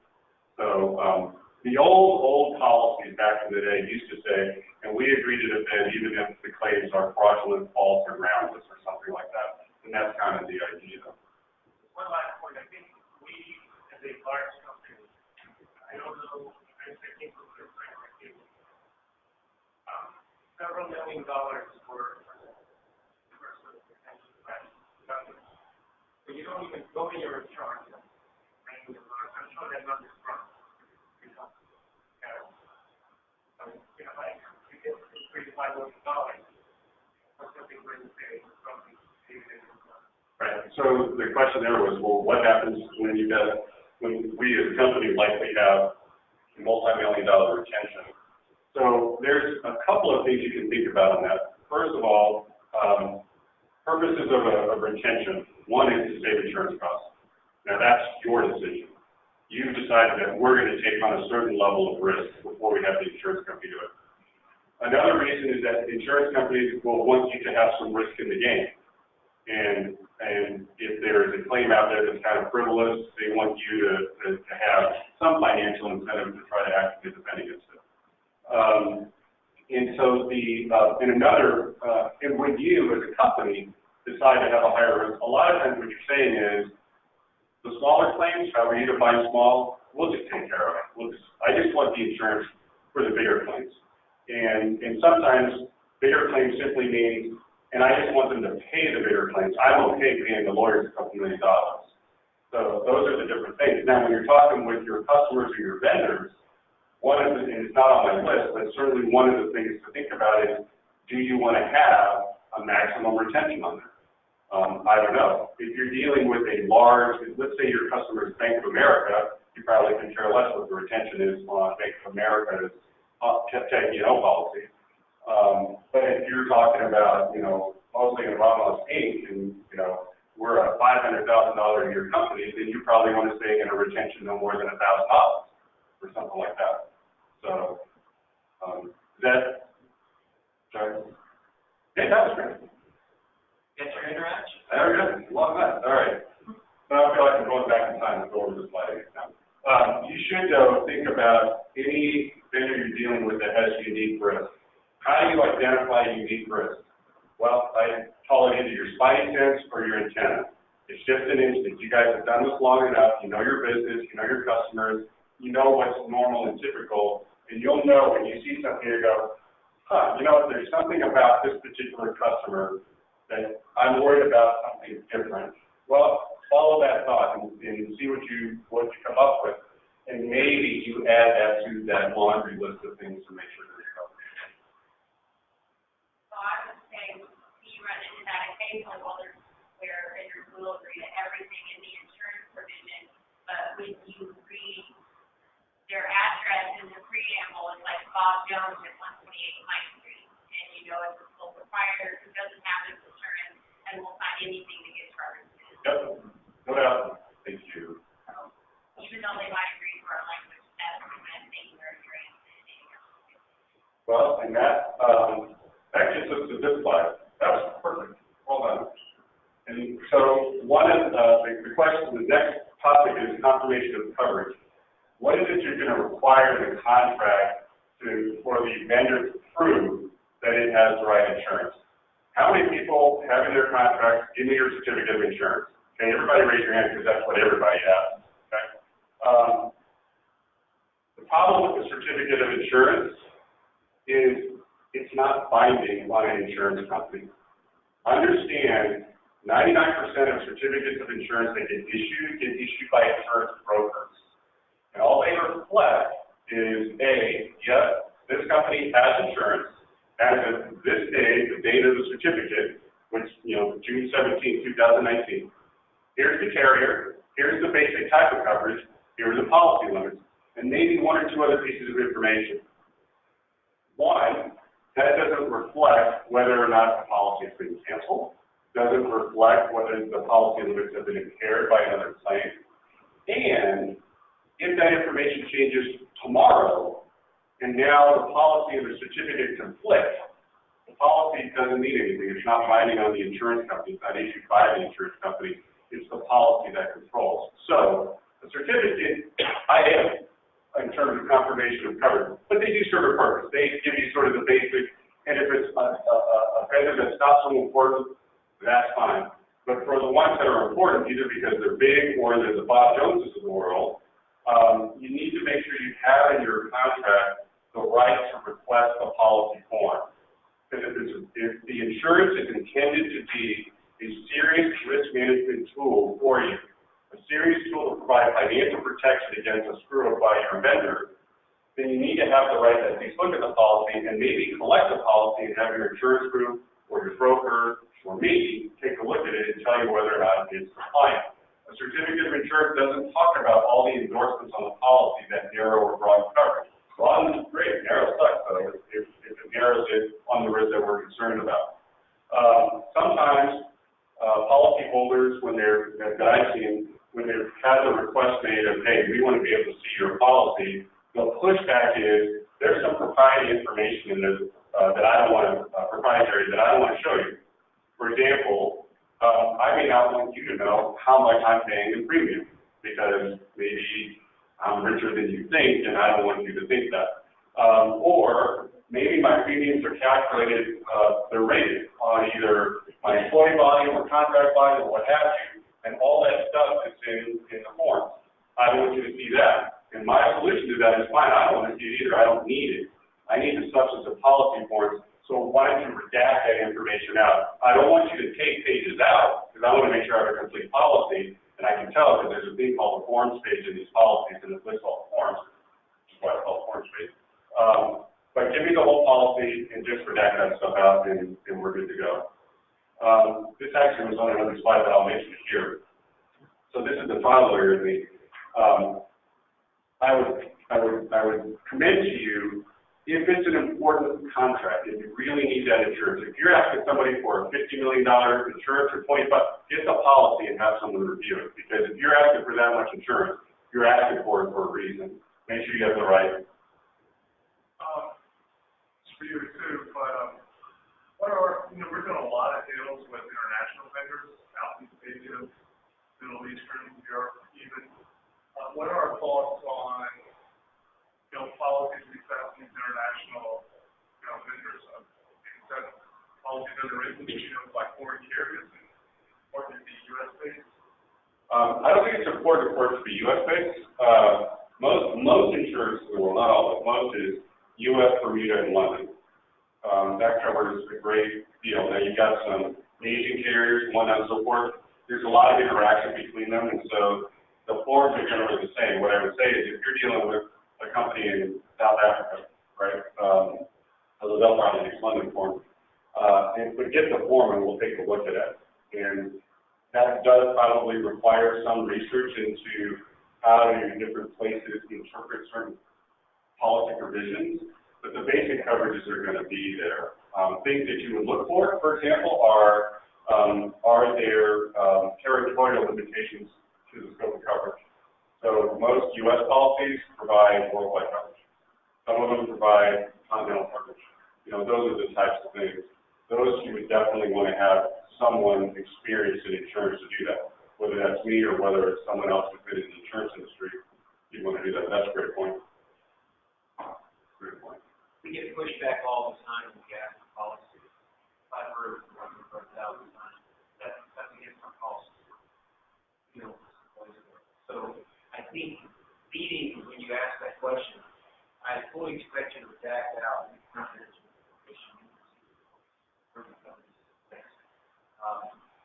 may help us back that. It doesn't mean they're not going to come back with the money to start agreement. In which case, now you've got to get your business guys up and arms up and back there. Just making commitments. You're not proving up the rule. Right. The other thing you can do as sort of this would be the BEB plus solution, and that is to ask for what we call the declaration stage or the forms page. The declaration stage is the basic information: who's the insured, what are the policy coverages, what are the limits, stuff that you would find on a certificate. But the forms page shows the actual forms. Some of them are standard, some of them are not, and what you can do is broker right now, you know. You should have blocking on it, or you still have blocking on it. Okay. So what you can do is take that and go to March and say, can you pull sample policy forms? And they would be able to get to most of them. And that way you might be able to say, all right, well, I just want to see this one and this one. And that's another way that you can do it. That's kind of the B plus way. When the business guys say, come on, I don't want to push on those guys that hard. That's another solution that you can do. Yes, ma'am. On the redaction, one of the things that you use when you redact it is the deductible or the non-insurance. And if the policy is very large, I try to get that because with large companies on the other side, if that number becomes so large, you really don't have the third-party insurance. Now you're relying on the financial rating of the company itself up to that self-insurance. So it's a really big policy. Don't let them redact that. They need to tell you how much their self-insurance is. And I would suggest an SIR limit is not something that's proprietary to the point of you really want to keep it a secret. They may come back and their retention may be a lot higher than you'd like. Well, that's a special point on the deal. All right. You guys like that on the tech? The tech had it. Any other questions on the tech E&O stuff? Just by definition, by necessity, kind of a top of the waves, but to give you an idea to start thinking about some of the things that you can look for to negotiate. Okay, how much time do I got? 10 minutes. 10 minutes. All right. Indemnification and insurance or liability limits or insurance? Liability, okay, we'll do that with the first person has it. Then we'll come back. Let's see, whoops. That looks like fun. Okay, limiting liability to vendor insurance. So again, this is something that your smaller vendors in particular, if they're smart, would ask for. If I were the lawyer, I would tell them to ask for it. And that is say, all right, look, I want a limitation of liability, and because otherwise my company's going to blow up. The charter says we don't really want to do that. You know, we want to encourage you, to be good and not to try to screw up. So the vendor comes back and says, I want to limit my liability to the amount of available insurance. Well, how much insurance you got? I got a couple $1 million. Okay, I think that conceptually I can work with that. And that seems to be a pretty good idea. And I've seen them work, and I don't have a problem with that. Here's the issue that I have, and that is, what happens when the insurance company denies the claim? So something happens, we go to vendor, we say, we're threatening you with a lawsuit, what have you, you've done something wrong. Vendor then goes and says, okay, great, well, I will tender this to my insurance company. And the insurance company says, no, I'm not providing coverage. And again, my hypo assumes that the claim is clearly covered and the insurance company is just, acting in bad faith. So now what happens? So what the vendor's going to say is, hey, I did what I was supposed to do. I tendered the claim to the insurance company. The insurance company said no, and my liability is limited to the extent of the insurance, and the extent of insurance right now is zero private liability. And we say, well, your insurance company is wrong. We need to go deal with that. And they say, fine. What they really say is, yeah, but I'm going to have to hire a lawyer. That's going to take a lot of time and effort. It's really not worth it. I'm not going to chase the insurance company. And now you're in litigation as to who has the responsibility to chase the insurance company. The problem with Charter is, Charter's not in privity on that insurance policy. It's not your policy. It's the vendor's policy. So you don't have At this point in time, you don't have a direct right on the policy. And in most jurisdictions, you don't get a direct right on the policy absent additional insured coverage, which was, I'll go back to that. You don't have a direct right on the policy until you get a judgment. So you're going to have to sue them, win at trial, and have a judgment entered in your favor. Then you can go after the insurance company on a garnishment or something like that. So that's the issue that you want to avoid. And the way, in my view, to avoid it is to make sure that the vendor has skin in the game and is motivated to go after the carrier. How do you do that? Well, you write the limitation of liability clause to say that your liability is uncapped except to the limit, except to the amount of insurance that is valid and collectible. Those are the terms that I use, valid and collectible, because there are court decisions that talk about what valid and collectible means. Most of those decisions say valid and collectible means the insurance company is there engaged, defending, and participating, as opposed to an insurance company that has wrongfully denied. If an insurance company denies rightfully or wrongfully, most courts say that that is not valid and collectible insurance. So I've imported that concept here, and I would even go so far as to define what does valid and collectible insurance mean, something along the line of insurance actually paid by the insurer. So that, and you can craft other language to get you there, but the idea is to make sure that in the event the insurance company says, yes, okay, your liability is limited to what the insurance limits are. But if your insurance company says no, you're on the hook. And so if the vendor gets the wrong insurance, that's not your problem, that's the vendor's problem. If the vendor's carrier denies coverage, now the vendor has a real financial motivation to go after its own carrier and get it involved. So, and there's no magic language, I'm giving you the concept. Essentially, the first obligation is seek valid. Yep. All right, with about the last slide, so that was that topic, that was real short. That was my favorite one, though. Let me go back briefly. I'm going to flip through this part very quickly on the insurance and indemnity, just to hit a couple of high points. We've talked today already a lot about why you have insurance and indemnity is to provide two additional pools of money to protect against liabilities caused by the vendor. As you're going through your indemnification provisions, you want to think about indemnifiable risk. I'm going to touch briefly on super broad indemnities versus narrow indemnities. What do I like? Well, I like whatever's best for you guys. Three basic categories of indemnities. There's the broad form, which basically says you're indemnifying me for anything, even if it's my fault, 100%. There's the intermediate, which says you're indemnifying me as long as you are even 1% at fault, you're partially at fault. And the narrow is, you're indemnifying me only to the extent of your fault. What's the best one? It depends on your situation. What I would tell you is that in some arenas, the broad form endorsement is illegal.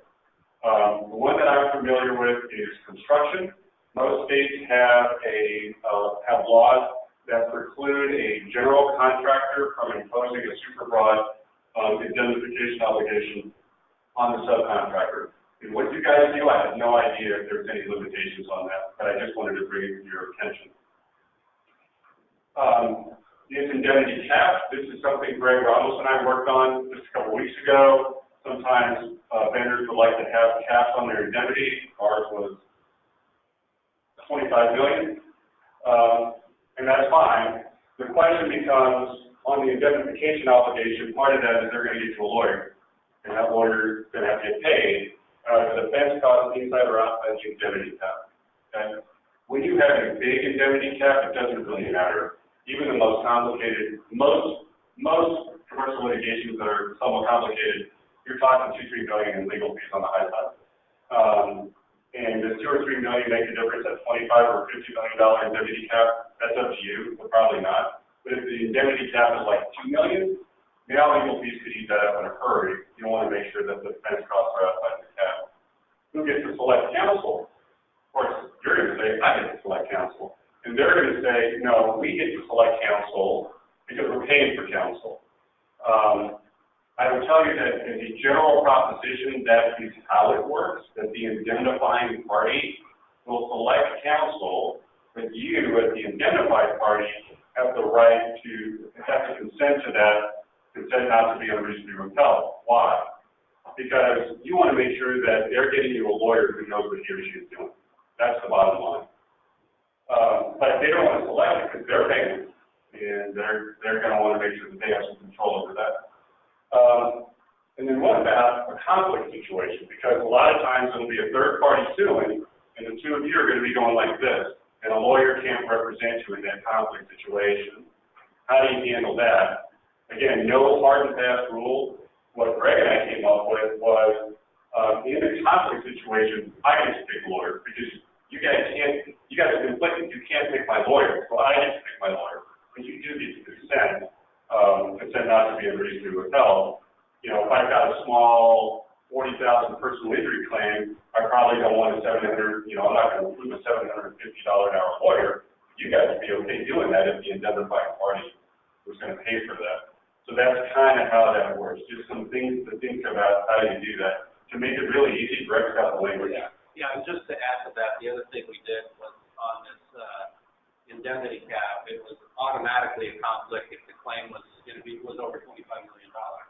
So the way we ended up working that out with the vendor was there's a claim that comes in that may be over the cap, $25 million. That charter gets to choose counsel, they get to control the defense, and the defense is all of the vendor's costs. But that cost ultimately was included in counting towards the cap. So if we lose the case, so the claim comes in for $25 million based on the vendor's, the third-party claim based on the vendor's breach of contract. We defend, it's at the vendor's expense. If we lose the case, that amount that they spent is added in to get to the $25 million. That's how we ended up solving that issue. All right, just a couple of quick things. Insurance, we've had long discussions about why insurance is important. It's particularly for your less solvent vendors. Things you got to think about, what are the types of coverages? PGL is almost always included, auto if they're rolling around in different places, tech, cyber. We just have to think about what the coverages are. And I actually strongly suggest that once in a while, you actually do think about what are the types of coverages. If you've got sort of a standard form of the type of vendor, take the time once a year to get together with the insurance group or to call me or whoever and say, hey, let's just brainstorm whether there's anything else out there that's new that we need to be alive for. Don't have to do on everyone, but there should be some thoughts to it. Minimum limits, whether it should just be sort of the standard minimum limit, your standard CGL limit is usually $2 million these days, or should it be a higher number? That's something you need to think about. Very important point, when you put in your contract, say you shall have at a minimum this amount, but this is not intended to limit the amount of coverage you have. Why? Because I have seen some insurance policies where the carrier has said, if you're required by contract to maintain insurance, then you will have insurance for that to the lesser of our policy limit or what's required in the contract. And that's why I always say no less than, and I try to put some other funky language in there just in case I happen to hit a vendor who has more insurance. Additional insured coverage, we could spend another hour on AI coverage. The whole purpose of the AI coverage is to make you, charter, and insured under their policy. All we can tell the vendor is, you need to make a claim of your policy. That's all we can do. The vendor either will or won't. If the vendor doesn't, then there's nothing else we can do to trigger the insurance company to get involved unless we're an insured. And if we're an insured, as an additional insured, we have all the rights that the vendor has, and we don't have to pay the premium. And now we can make a direct claim on their policy. Really, really important as far as I'm concerned, for any vendors that you deal with, like your installers who are rolling out to homes in a car, you want to be an AI or the auto for sure, because if you have an independent doing that, and you hit me, I'm suing charter. I'm telling you right now, because it's going to say charter on the thing, or all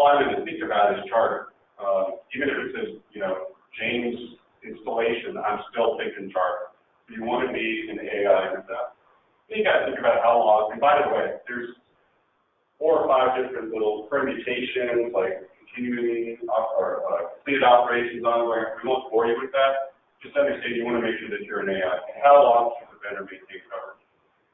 In the construction world, you maintain it for 8, 10 years, whatever the statute of limitations is.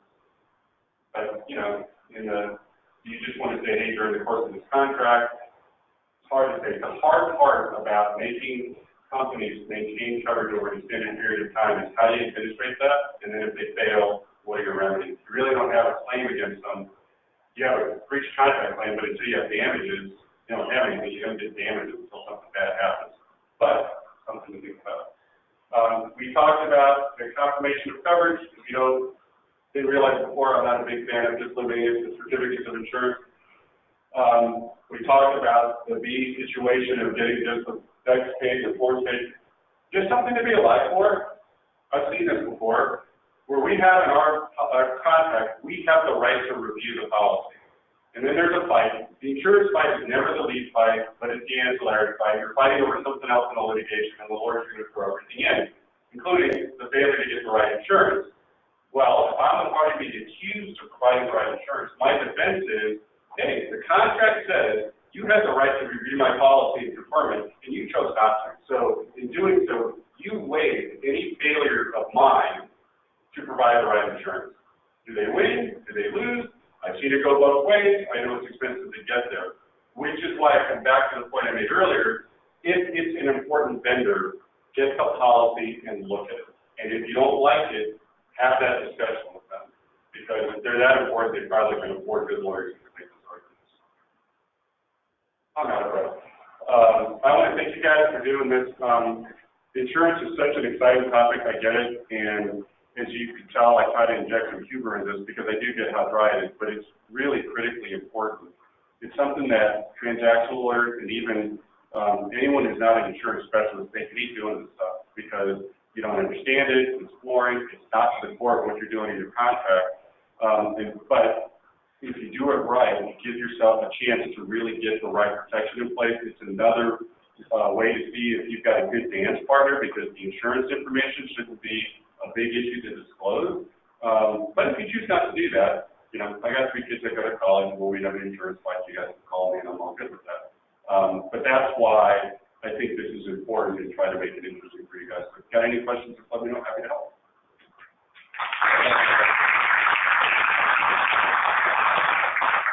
Let's take a short break and we'll reconvene about 5 minutes till 3. There's breakfast in the back and the restrooms are right out and around the left.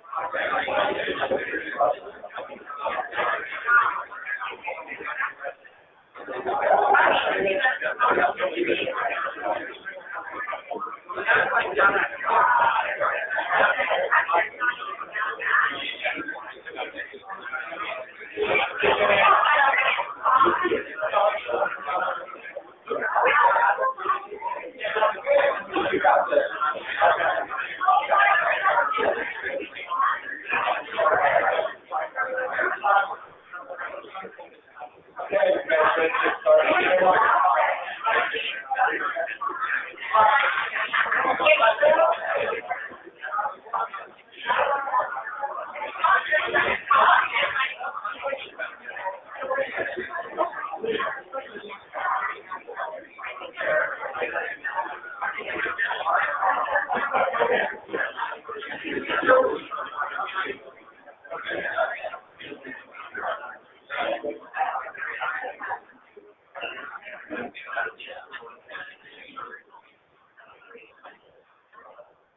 Okay, thanks everyone. I hope you had a good break. We are now starting the ethics portion of the afternoon, so I know that's always helpful for Missouri lawyers. You have about 12 days left to get your ethics presentation here. The first topic we're going to talk about is attorney-client privilege and the interplay with independent contractors. This is a topic that we raised a couple of years ago, and we came out of that meeting with the charge from you all to figure out how to address this concern. And the concern is this. Charter hires independent contractors, and on the tech side, we have a lot of them, including those who negotiate contracts for them. And so the question is, the narrow question that we're going to examine is, are the communications that your outside lawyers have with your independent contractors in negotiating a contract on behalf of Charter, are those communications privileged?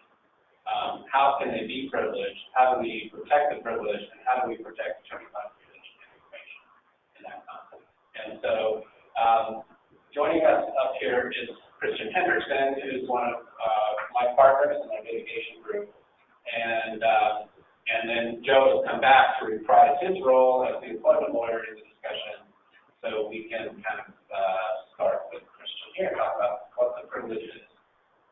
Excellent. Well, as Craig just talked about, we're looking at independent contractors and how the attorney-client privilege may apply. I just started with some fun refreshers on the attorney-client privilege. It's the oldest privilege recognized by the common law. It's generally a state law matter, so recognizing you operate in many states, you want to keep an eye on where you're operating. And the basic attorney-client privilege test talks about is advice, legal advice being sought. And the legal advice has to relate to why you're going and talking to your lawyer.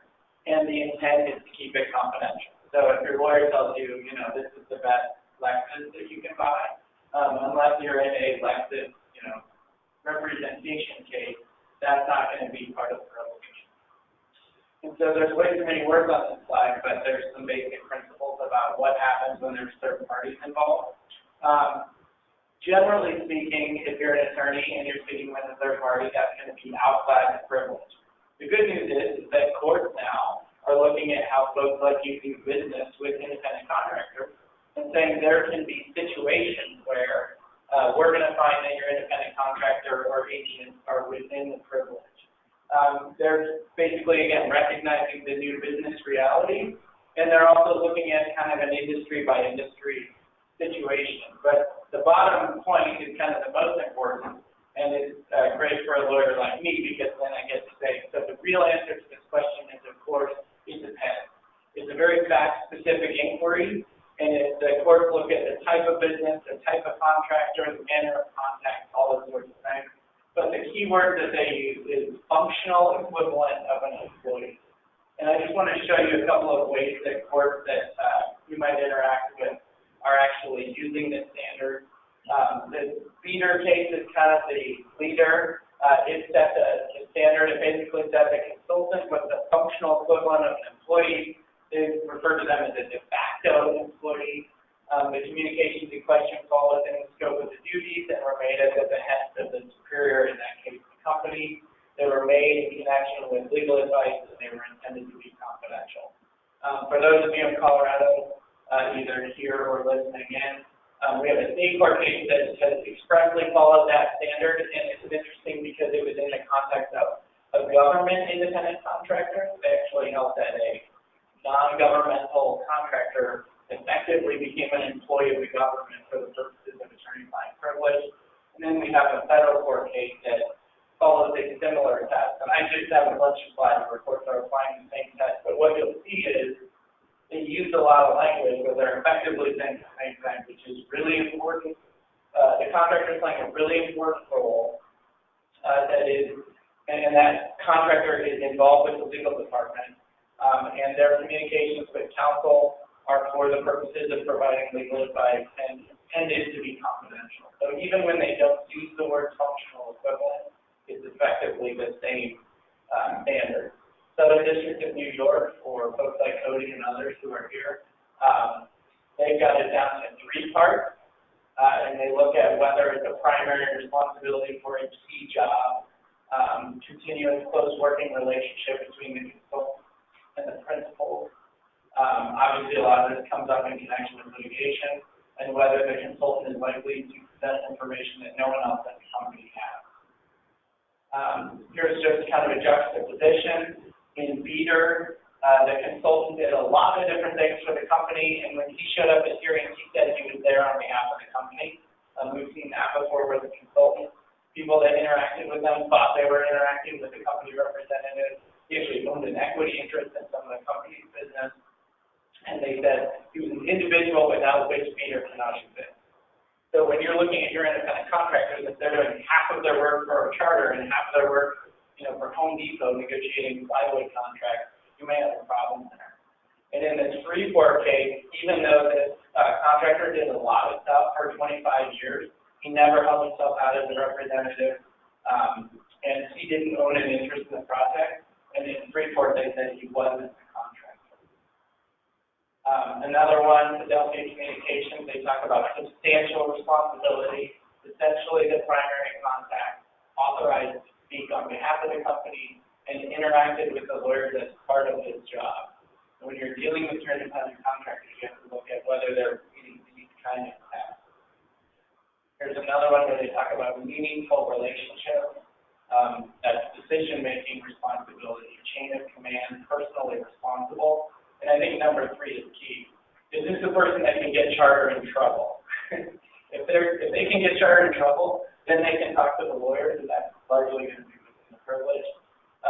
This was just another way to look at it, the Rager case, and they go all the way back to Upjohn, which you may remember as kind of the seminal attorney-client privilege in the corporate contact case. And they said the whole purpose of the attorney-client privilege is to be able to communicate with lawyers efficiently so that the lawyers can give good legal advice. They basically say, is the communicator an employee, which is not in our context, or an agent? And if it's an agent that's necessary for that Upjohn analysis, that important communication, that they're going to be within the privilege. And then they just said, these are the fundamentals of agency. Power to affect the legal relation, fiduciary who works on behalf of the company, and the right to control its conduct. These are just some examples where independent contractors were held to be within the privilege, so their communications with counsel were, in fact, privileged. And you can see it's kind of a long list and a wide-ranging list.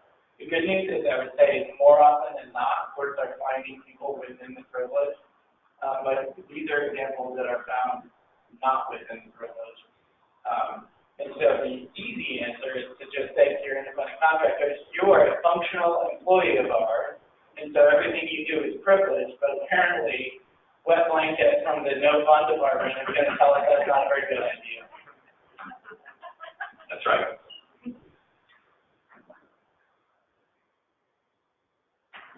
You are probably all well aware of the perils of misclassification. There can be severe penalties for missed overtime, failure to contribute to 401k or other pensions. Most of those statutes carry attorney fee shifting provisions. You're going to be fined for the failure to file federal and state tax return forms, and ultimately you'll be subject to the ADA, OSHA, the NLRA, and the FMLA. So, Christian has taken this, let's treat these independent contractors as functional equivalents. If that's the case, then they're really not independent contractors. If the relationship involves the charter's right to control what they're doing, generally the tests, there are a number of tests, but generally they're the right to work for other companies. Who is supplying the tools, other supplies involved in the work? What type of work is involved? Is it substantially related to what other employees are doing? And the tricky one here is whether the independent contractor is subject to company rules and regulations. A practical piece of advice is to include in the independent contractor, the written agreement, a separate confidentiality clause that the contractor is going to be expected to communicate with the company's attorneys, working with counsel, and that the communications will be privileged and should remain confidential. And then when you're talking to independent contractors with respect to anticipated litigation, it goes back to the Upjohn warning. And as a reminder, Upjohn is a Supreme Court decision in 1981, where the Supreme Court basically said, we need attorneys, in-house attorneys, to be able to communicate with non-management employees. And they rejected the idea that the communication should only apply to those who have a right to control corporate actions. Now, the privilege applies to employees, non-management employees, and functional equivalents. So this is one we really have to thread the needle. You want to treat these independent contractors as functional equivalents of employees, yet we really can't have them be functional equivalents of employees. The Upjohn warning is routinely given to non-management employees when you're interviewing wrongdoing or in anticipation of litigation, and it applies equally with independent contractors. You can tell the independent contractor that you're speaking on behalf of the company. The purpose is to secure legal advice. The communication is privileged, and it's remained privileged. There's a question. Yeah, are you aware of any cases where it's been held where the company's tried to assert attorney-client privilege in a contractor that person is being law to be employed or otherwise being? I actually don't. But all of these cases that Christian was citing, all those independent contractors should have gone back and said, well, if I was the functional equivalent this whole time, then I should be paid overtime. I suspect that the statute of limitations, for instance, for an FLSA action, probably had passed given the length of the litigation. But I don't know of any cases that the employee turns around. One other issue is work comp, where you get worried where people want to be independent contractors until they get hurt, and then they want to be employees until they fall under depending on how your work comp insurance is set up. And it seems on the one hand, to your point, threading the needle, on the one hand, it would be easy to say in the contract, not mention the words de facto employee or functional equivalent, but you also shouldn't be doing things like saying, you can only work for us, and you can get us in as much trouble as you want, and all of those other things that are characteristics of the functional equivalent. Right? A couple of other issues that you may want to keep in mind: that communications with former contractors are likely not privileged, just as communications with former employees are likely not privileged. Is the interview during the investigation process voluntary? Probably not. I think that you'd be able to reprimand or end the relationship with an independent contractor for failure to engage with the attorney and talk about the litigation. And should the independent contractor be compensated? Probably not. That would look more like an employment relationship. At the same time, the time involved with preparing for deposition or retrieving documents or preparing for trial is extensive, and I don't think that the there would be too great a risk of paying an independent contractor for the time involved with an attorney, so long as it doesn't look like that testimony or that interview was flawed. And I would say, as a general contracting matter, we typically do provide that it's not compensated in agreement because of the latter point.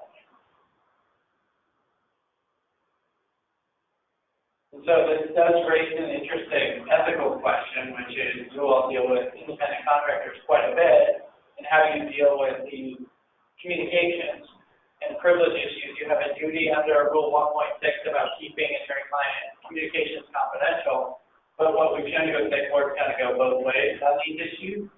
So you don't know if you're like accidentally waiving the privilege or not. The good news is, in all the cases I found where they said this independent contractor is too far removed factually to be within the privilege, they didn't say, oh, and by the way, the lawyer violated his ethical duties because he blew the privilege by communicating with this independent contractor. I think, you're giving it your best shot. And candidly, I think that we're taking the position, depending on the contractor, that we're treating them as within the privilege, and so that goes back to these measures that we're talking about. From my perspective, in the less employment perspective, you want to make clear charter owns the privilege, charter expects the privilege to be maintained. They're going to sign something that says we agree that we're going to maintain the privilege, and they know they're within the privilege just given their relationship and role within the company.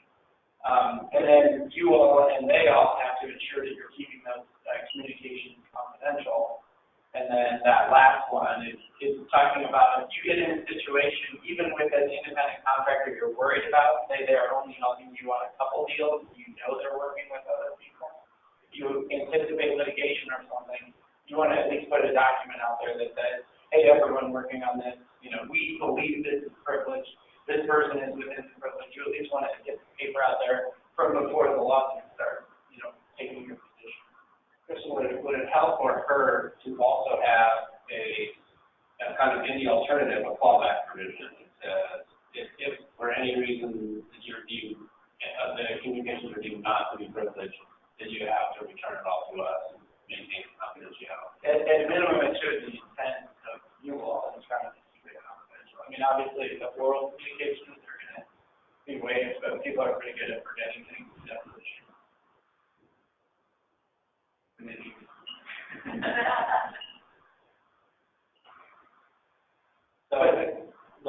Well, I was just going to say, because we had this big debate 2 years ago maybe about how you all are using pretty high-level independent contractors to engage in contract negotiation and important tasks.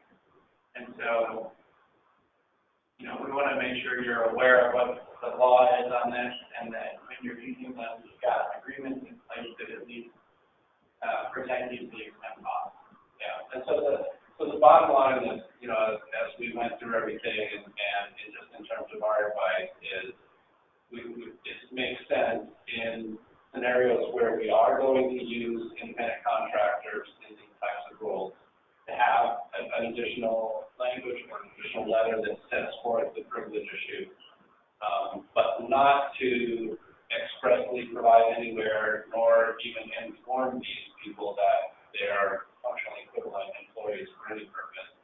However, we always have the ability, if an issue comes up, to make that argument.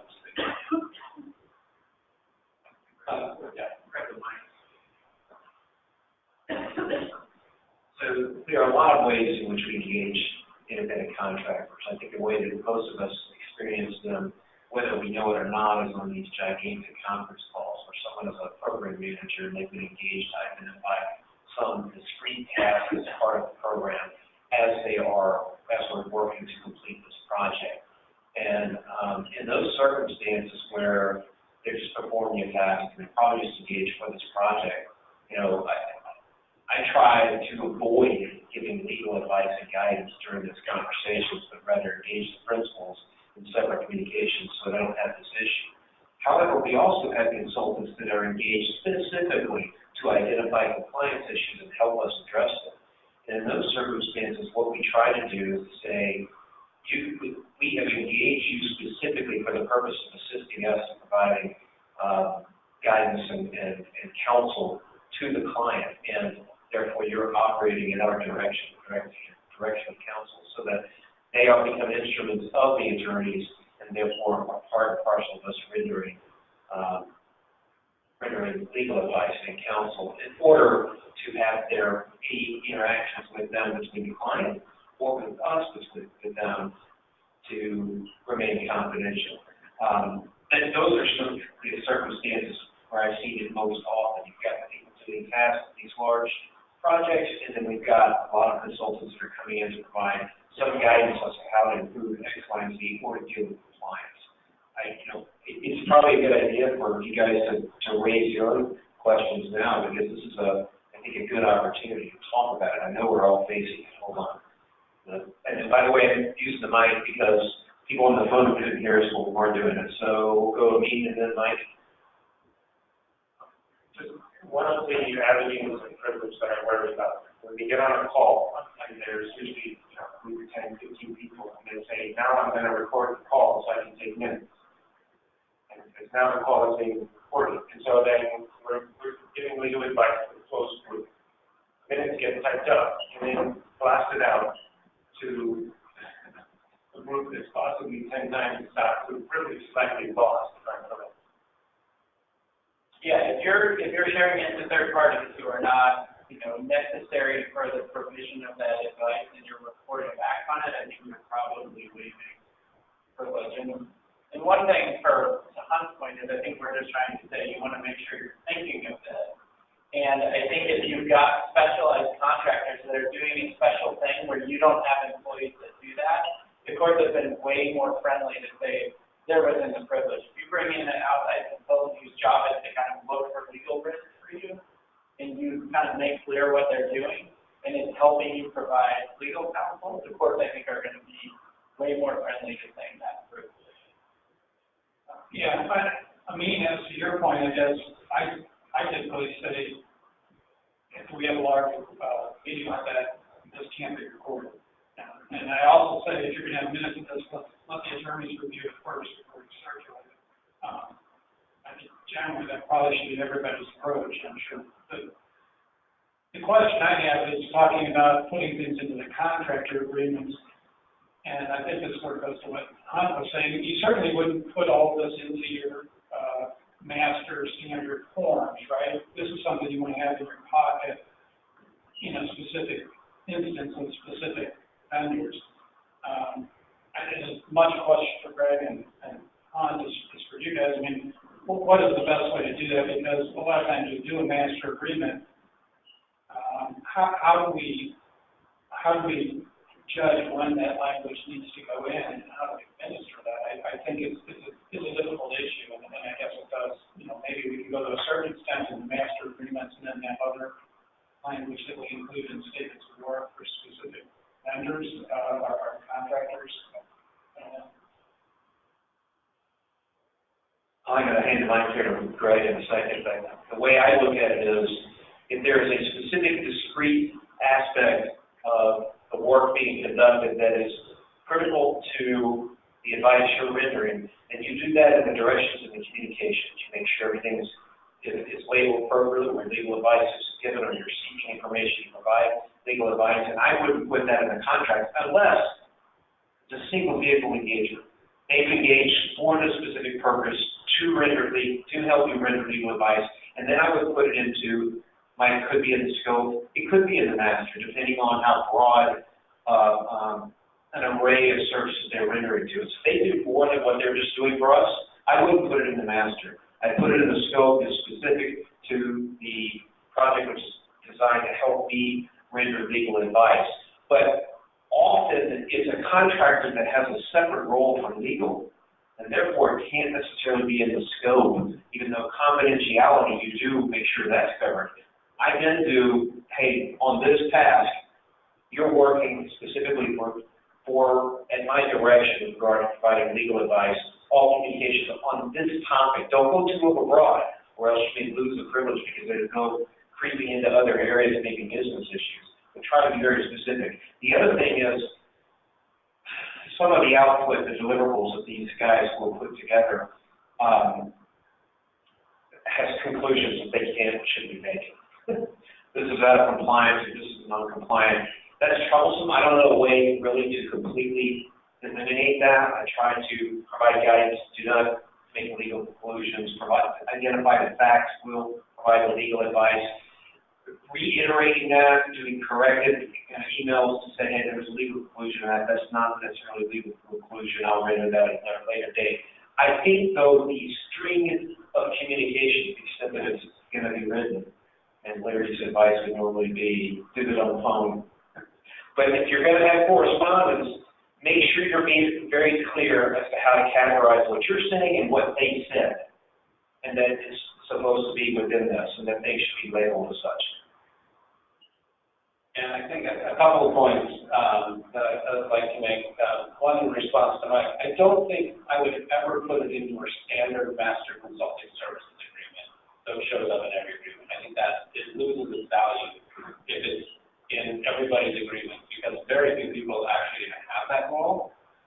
But I also think that it's very important that we have contemporaneous written, evidence of our intent. And so I would not keep the second bullet here, these points that charter owns the privilege they expect it to be maintained, et cetera, to be only oral communication. I think we're better off having that in some contemporaneous writing, and whether it's a side letter or whether it's just that individual's agreement or just the scope of work. And if you're going into a big contract negotiation, that was my understanding, is you have independent contractors who do like full-time work for you, but it's contract negotiation. And for whatever reason, it drives them crazy. They're independent contractors and not employees. And in those instances, to me, as the guy, on Larry's side, where I want to make sure ain't no legal communication is ever done in writing to the extent you can avoid it. But with those guys, it's not like you're entering a contract negotiation that you are hoping will, but may 3 years down the road, because everything you're doing becomes evident. And so that's why I do think that you want to make clear for people with big roles on a big thing, even if there's no fight anticipated, as sadly as a trial lawyer, I've never seen a contract get fully performed ever. Because that's all I deal with is contracts that are approved. So I assume every contract is going to be broken. So that's what I'm saying. Like, if you know someone's going into a big deal, and you know sometimes big deals fall apart, I do think it makes sense to say, on the front end, you are part of our team, and you are with us. What Christian's talking about is contractors who have expertise in a certain area, and we're using them to help negotiate a contract to procure some service, solution, or product. Procurement is a deals with these a lot. So one of the questions that I often ask before I look on using our Outlook tool is the person's contract. What's their title? Figure out who you're talking to. I know we're busy. I know we're flying along. You get emails for providing guidance for running. Look at who just sent you the email asking information. We have a lot of contractors who do what Christian's talking about, and that is negotiate for us. Because they have the expertise on this specific type of software or functionality or service, and we've engaged them to help us get another deal with another vendor. Make sure you're giving them. I avoid giving advice to them at all. I do tell them, here's what I want. We're going to go through this contract, but don't necessarily say, and here are the points of exposure. Address those in the negotiation. Press that. I try to avoid including them on the underbelly risks that we're dealing with, other than to say, I want to eliminate this, this, and this. Because I'm real concerned about how we can get them to be that protected for the reasons you guys have been describing. And to me, it's hard for me to say you're operating in my direction, he's negotiating a deal. Because if he's negotiating a deal and he's doing business stuff, he's doing business stuff, that's not going to be protected. So what's going to be included in protection and what's not is going to be hard for a court to determine. And sometimes they'll say, oh, we're going to bring the whole thing in. You can talk to Steve and Larry and the other litigation guys have seen that issue and us lose on that issue because the court doesn't want to parse between what is and what was and wasn't the role business had or legal had. Hold on, Michael Moore. Yeah, the people at home can't hear, so they might be able to hear you But Thanks, I love you too. So I'm more concerned, like we get invited to calls of 30, 40 people, as you alluded to, and IT hires these project managers or some other group hires these project managers that are not employees. And they are hearing what we say on the phone, and it doesn't sound like that's privilege. And they see what we say in the emails too. And we might title the email confidential privilege, but what we do, it's not easy.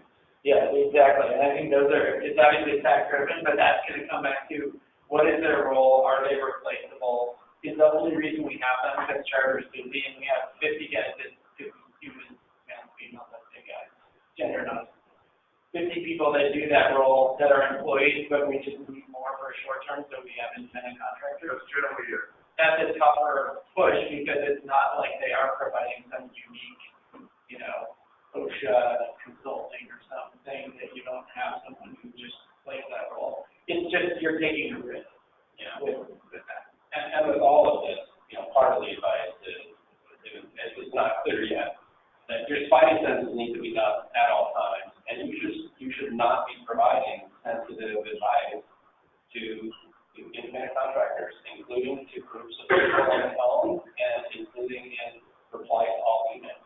And the groups of people on the phone and reply to all emails, that applies whether or not there are any independent contractors on it, right? So, you just always need to be sensitive on those issues, and you're never going to want to, hand a smoking gun over to the other side because it ends up not being good. Does it matter if they've all signed an NDA, does that matter? Christian, my class. But I would say, if they signed an NDA, again, that's helpful because it's judgment and keep it confidential, but it's not, I don't think that's going to get you too far. I think, again, the cases that we looked at, it's really, important people that are targeted and hired for a specific reason like you're talking about. I mean, if you have a big contract negotiation with a specialist independent contractor and you've kind of told them, hey, you're basically charter in this deal. Like, we haven't hired you for whatever reason, but you are the face and voice and you're making decisions. And you are providing advice. These two terms probably aren't even enforceable, but let's throw it out there because then we can, reel them back. I think as long as we've done some of this stuff to say because you're unique and special and, high level and all that, you're within the privilege. I do think courts are being fair and reasonable with this, and the majority rule is going to be that privilege. But if you're on a call with 40 people and 3 of them were just sort of fill in, have independent contractors because you're too busy, I think you just risk that call for sure. Okay, any other questions?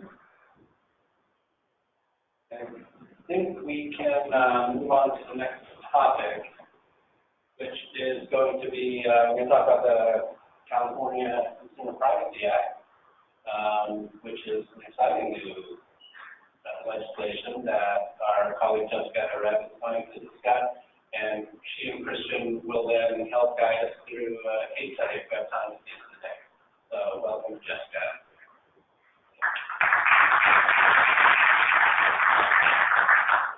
Hi, everybody. Before I get started, I'm supposed to give the code. So it's Sherman Howe, so it's SHERMAN HOW 303. I got it here.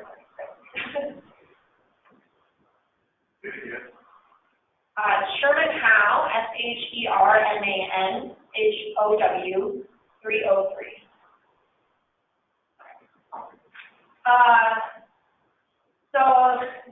For the past few years, the United States Consumer Privacy laws have been related to data breach stuff and various things that you have to do to notify. And then last year, we had GDPR in Europe, and that kind of changed the game, and now things are starting to happen over here.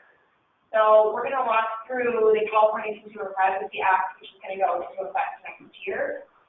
We'll look at the requirements, we'll compare it to GDPR to you. Does Charter have to comply with GDPR at all? Does anybody know? It's just like anything related to If one is, Europe, or yeah, like the that. rest of you should know about. Not with respect to what we're doing here, we have a subsidiary company that operates in Europe. Okay. Yes. So most of these, any of the requirements for the CCPA will most likely be new for a lot of current stuff. And then, obviously the act is still in flux, there's amendments going on, there's lots of things happening, so we'll walk through kind of the potential changes. And then we'll briefly discuss some other state privacy laws that have been updated in the last year, and we'll also go through some case studies. All right, so the law was passed last June, and it goes into effect January 1st of the next year.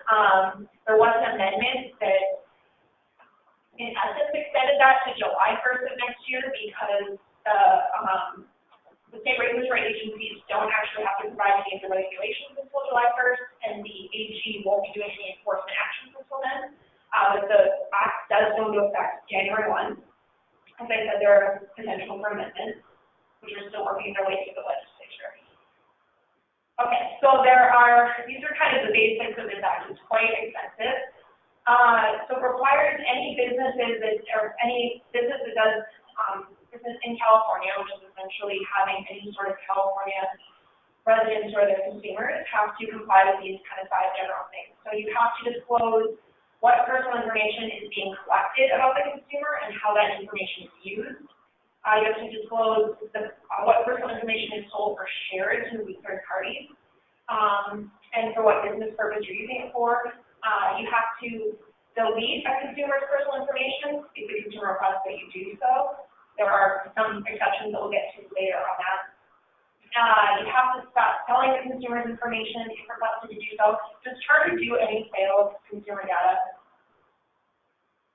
Anybody know? No? That's good. Not that we know of. Not in a non-aggregated way. So the act does get into that. Later we'll kind of discuss. This is another one you all should probably know. Healthcare compliance efforts. Yeah, the act makes a pretty big distinction, as we'll get to later, between data that's being sold and data that's just being used for the business purpose. And then it also requires that there's no discrimination that happens for consumers that decide to exercise any of these rights. Okay, so who does it apply to? Guess what it applies to Charter? It applies to any entity in California that has any consumers that are California residents, as long as there's a gross revenue of greater than $25 million, which I'm going to go against and say that Charter has greater than $25 million in revenue every year. And then a bunch of other things, annually buys, receives, sells, or shares personal information of more than 50,000 customers or households, drives 50% or more of its annual revenues from selling consumers' personal information. And then any entity that controls or is controlled by a covered business. So any of Charter's subsidiaries, therefore, that even if they don't, meet any of these other qualifications, will still be covered by the act. And then any entity that shares common branding with a covered business. So even if there's no technical relationship, if you have a company that kind of shares Charter's branding or any of Charter affiliate branding, also may be covered. So what data is covered? So the act says California Consumer Protection Act. So you think that would relate to consumers. But the act defines consumers as any natural person who is a California resident. And so that means that it likely includes employees. Because employees are going to be natural persons who are a California resident. So that obviously is going to open it up to more than just the data that you're collecting on your customers. That also is going to cover most likely data that you have on your employees. And it covers personal information, which is information that identifies, relates to, describes, is capable of being associated with, or may reasonably be linked, directly or indirectly, with a particular consumer or household. Obviously a pretty broad definition, and importantly, it's not just about the consumer's data. You're also going to have to be aware of data that covers a household that's maybe an aggregate of a number of consumers. As we kind of alluded to earlier, this doesn't apply to data that's been de-identified or aggregated, but the law is pretty strict about what constitutes de-identified data. you have to basically remove any identification from that data, and you have to have a policy that you will never re-identify it. And so I don't know if that's how you guys do your de-identification or integration, but if not, you might want to look into that policy. And it only applies to information that is not public, but the law is also pretty strict on what constitutes public information. So it can only, the only exceptions are for data that is from federal, state, or local government. So if you're getting data from Facebook, from the phone book, or anything like that, that's still considered private data that's going to be covered under this law because it's not supplied by a state, federal, or local government. Okay, categories of covered data. So obviously that was the general definition on the last slide. The act goes in and kind of says, these are examples of the kinds of data that are covered. Obviously, it's not just limited to these categories, but this gives you a good idea. It's a lot. So any identifiers, name, address, social security number, phone number, any personal information about someone, like their employment history, any sort of account information. Characteristics of protected classification, so someone's race, religion, sexual orientation, stuff like that. Commercial information, which would include any of their purchasing history, that sort of thing. Geolocation data, so any data that you might get about, where they're, like from Google Maps or anything like that, that's going to be on there. Audio, electronic, and visual. So this, I think, might come up if you guys ever have customer phone calls, anything like that you store, that's going to be covered. Professional or employment information, education information, so you have like someone's transcript or something like that. Biometric information, which is going to include fingerprints, DNA, I don't know if you guys use that kind of information. But, and then internet history, so this is probably going to be one that's big for you, search history, browsing history, ISP addresses, all that kind of stuff. And then importantly, any inferences drawn from any of the above categories. So if, from someone's name, their address, their browsing history, you can tell that someone is, really into mixed martial arts, and you've got something that you've inferred from their information. That's also going to be covered. I don't know. Do you guys do you do anything like that with your data, where you kind of have companies that help you kind of determine things about your customers so you can do better marketing? Yeah, that sort of thing. Okay, so the first kind of big bucket of requirements for this is that there has to be notice. And this is obviously kind of your standard privacy policy, but now it has to be kind of amped up a little bit. So it has to inform customers of the personal information categories that are reflected. And so the regulations haven't been implemented yet, so exactly what categories means is a little bit up in the air, but it's assumed that it's going to be those categories that were just on the last slide. And then the intended use purposes for each category. And so before you collect any information from any of your customers, this disclosure has to be given to them. And every single time you use any of the information collected for a new purpose, or you collect any sort of additional categories, you have to provide them with an updated disclosure. And the notice also has to inform the consumers of their rights under the act. So you have to inform them of their rights to get disclosure, to delete, all of that stuff. And you have to provide them with 2 ways of notifying you, which is going to be an email address and a 1-800 number. Right. So a consumer also has the right to opt out of the sale of their data. So this is why it's really important to understand if you're actually selling consumer data. And the act is pretty explicit about what is required and how that requirement needs to be implemented. You have to put on the homepage of this charter's homepage a very clearly marked link that says, do not sell my information. Customers can click on that, opt out of the sale of any category of data that they are already are using, which you will have to disclose to them through the privacy policy. If you have any consumers who are under the age of 16, you have to get consent from them before you sell the data. And if they're under the age of 13, you have to get parental consent to do that. And there's a difference between selling the data and transferring it to a third party for a business purpose.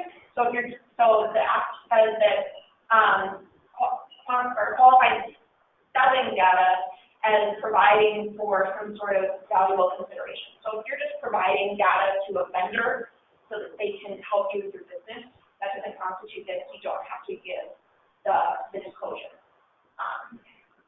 But there's some requirements to get one. Yeah. What if you sell a business? Is there an exception if you sell your entire Ventura, California cable system? And therefore, you're selling the data with the business. Well, the customer's name right. with it, right? Is there an exception for that, or?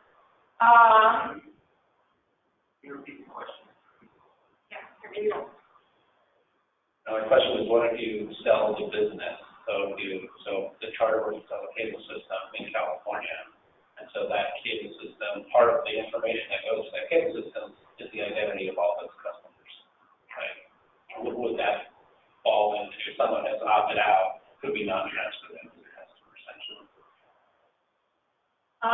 So there is no exception to that, and I don't know if that's even something that the people that draft the act are really thinking about. But yeah, if someone has opted out of the sale of that customer data, and you're receiving valuable consideration for that customer data, that would be, I think that you would not be able to transfer that customer data. But that would be an opt-out situation. I think if you're going to sell it, I think you would just put that in your policy for a potential use of your data is going to be, if we sell a business, your data will be transferred. Right, and then they could opt out of it. But yeah, that's a really interesting question. I don't know if that's something that they were thinking about.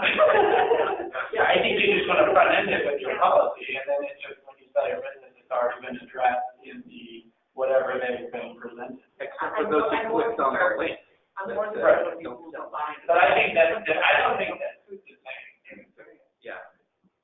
That's right. So I think part of the question that Connie is over here fretting about is whether or not we get to send a notice to customers right prior to the sale, they have the right to opt out, which is kind of like kicking the sleeping dog as people who all of a sudden decide they want to terminate.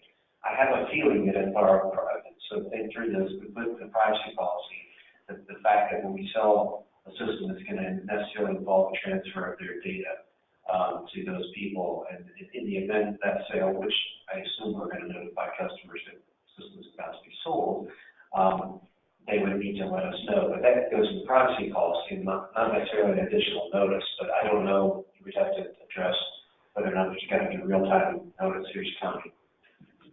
My bigger issue is whenever we're buying in the state from unsophisticated sellers who might not have this on their radar whatsoever.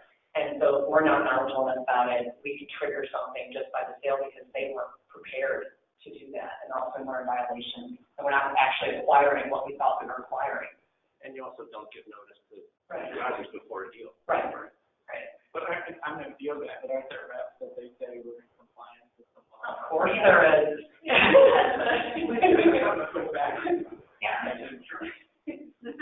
Oh, yeah. Why would a sale or a purchase of a cable system not fall under this third party, transferring to a third party for business purpose? Well, so transferring to a third party for a business purpose is when you don't receive any sort of like financial benefit from the data. So I would assume if you're transferring, you're actually selling your business. Part of the, money that you're receiving is for those customers, right? And I would say for any customer who's being acquired by Charter, they're getting a plethora of more services by which than they already know. I mean, until you get the actual customers, you would then have to provide a notice to all of those new customers that you're acquiring of the data you have for them. You would have to disclose all of their rights, including this right to opt out. But that doesn't become your obligation until you actually have the information, right? Yeah. So thank you. Yeah, so the person selling it to you should be disclosing to their, but that's not your responsibility. So, any other questions on this slide? On the discussion. Okay. So the next big one is the disclosure rate, and this is kind of usually one of the bigger headaches, I would say, especially for a business of your size. So a consumer has a right to request a disclosure of the information collected, the categories of sources from which the information was collected, the purpose for collecting or selling the information, and the categories of third parties with whom the information is shared. And so you receive a request, you have to verify that the person is who they say they are, but after that you have to provide, or you have to respond to the request by providing the information to them that they requested, including the actual copies of the data that you have, and you have to provide it in a readily usable format, so probably PDF or something that most people can access. Luckily, unlike GDPR, there's a 12-month look back, so you only have to go back 1 year of data, worth of data. And again, you have the difference here between selling and a business purpose disclosure. So if you're selling data, you not only have to provide all of these categories, but you have to match up each category that's being sold with the category of third party that it's being sold to. For a business purpose, you just have to say which categories are being used for a business purpose. The only thing I was going to add is for those who are doing contracts, you need to think about who the vendor is and making sure that they have to take the steps necessary to comply with and or not cause us to fail to comply with CCPA, because customer data is more than payment card PCI payment card industry information. It's more than personally identifiable information. It's any information that is associated with that customer. So these vendors have to be able to track and identify and provide the data necessary for us to provide reports to our customers as to the type of data that we're managing. Yeah, and we'll get to it in a little bit later, but the act is pretty explicit as to what exactly needs to go, it is pretty explicit as to what needs to go into those agreements with vendors to make sure that you're complying, to make sure that they fall under the business purpose side and not another type of third party. All right, so in Europe, it was the right to be forgotten. Here is the right to deletion. So upon a request from a consumer, an entity has to delete personal information from the business collected. There are some pretty big exceptions. Some say that these exceptions essentially swallow the right, but I'll leave you to judge. So it doesn't apply to data that you get from any third party. So if you get the data from a vendor or something like that, from Facebook, that's not going to apply. It's just data that you get directly from the consumer. You don't have to delete data that's necessary to exercise any legal right or obligation that you have necessary or to meet the public interest. That's something that's very well defined in the Act. Maybe will be with the regulations that come out, most likely will be better defined in later litigation. And importantly, I think, especially for charter, is data that's needed to perform contact between the business and the consumer or identify or repair errors that impair the functionality. And so I think a lot of the data that you guys probably collect on consumers are things like their account numbers, their ISP addresses, all of that kind of information. That is obviously what you need in order to provide services to them, and they obviously can't request that you delete that information. And that goes to the point we just discussed, I think, is that even when people want to get deleted, for them to get your service, you have to know who they are and how to build them. You can delete everything else, but I think that since you get to keep that, you can probably transfer that as well. Right. And again, and I think this would probably even apply to, any information that you have about kind of their customer service history, anything that really relates to you providing them service, I think would fall under this exception. And importantly, you do have to convey this request to third parties. So if you're providing any data that needs to be deleted to a third party vendor, that vendor also, you need to tell that vendor to also delete the information. It kind of goes down the next line. All right, so responding to a request from a consumer. You have to comply with the request, and you have to respond within 45 days after receipt of the request. It's extendable for one time for another 45 to 90 days if the consumer is notified and you have a reasonable reason. I mean, I think just given that this is a large company, I think it's reasonable to say we need that extra time just because we get so many requests. But there will be regulations that kind of explain that a little bit more, I think, later. You have to provide the information free of charge, unless the request is manifestly unfounded or excessive. So if someone is just giving you lots and lots of requests for lots of different kinds of data, you actually can say, no, I'm not going to respond to these anymore at all, but you can also charge them a reasonable fee. I'm sure that you guys have consumers that are between you. All right. non-discrimination. So the law prohibits companies from discriminating against a consumer because they've exercised their rights. So if they opt out, if they are, asking for a disclosure of their information, this is going to get tricky for probably businesses that aren't you guys.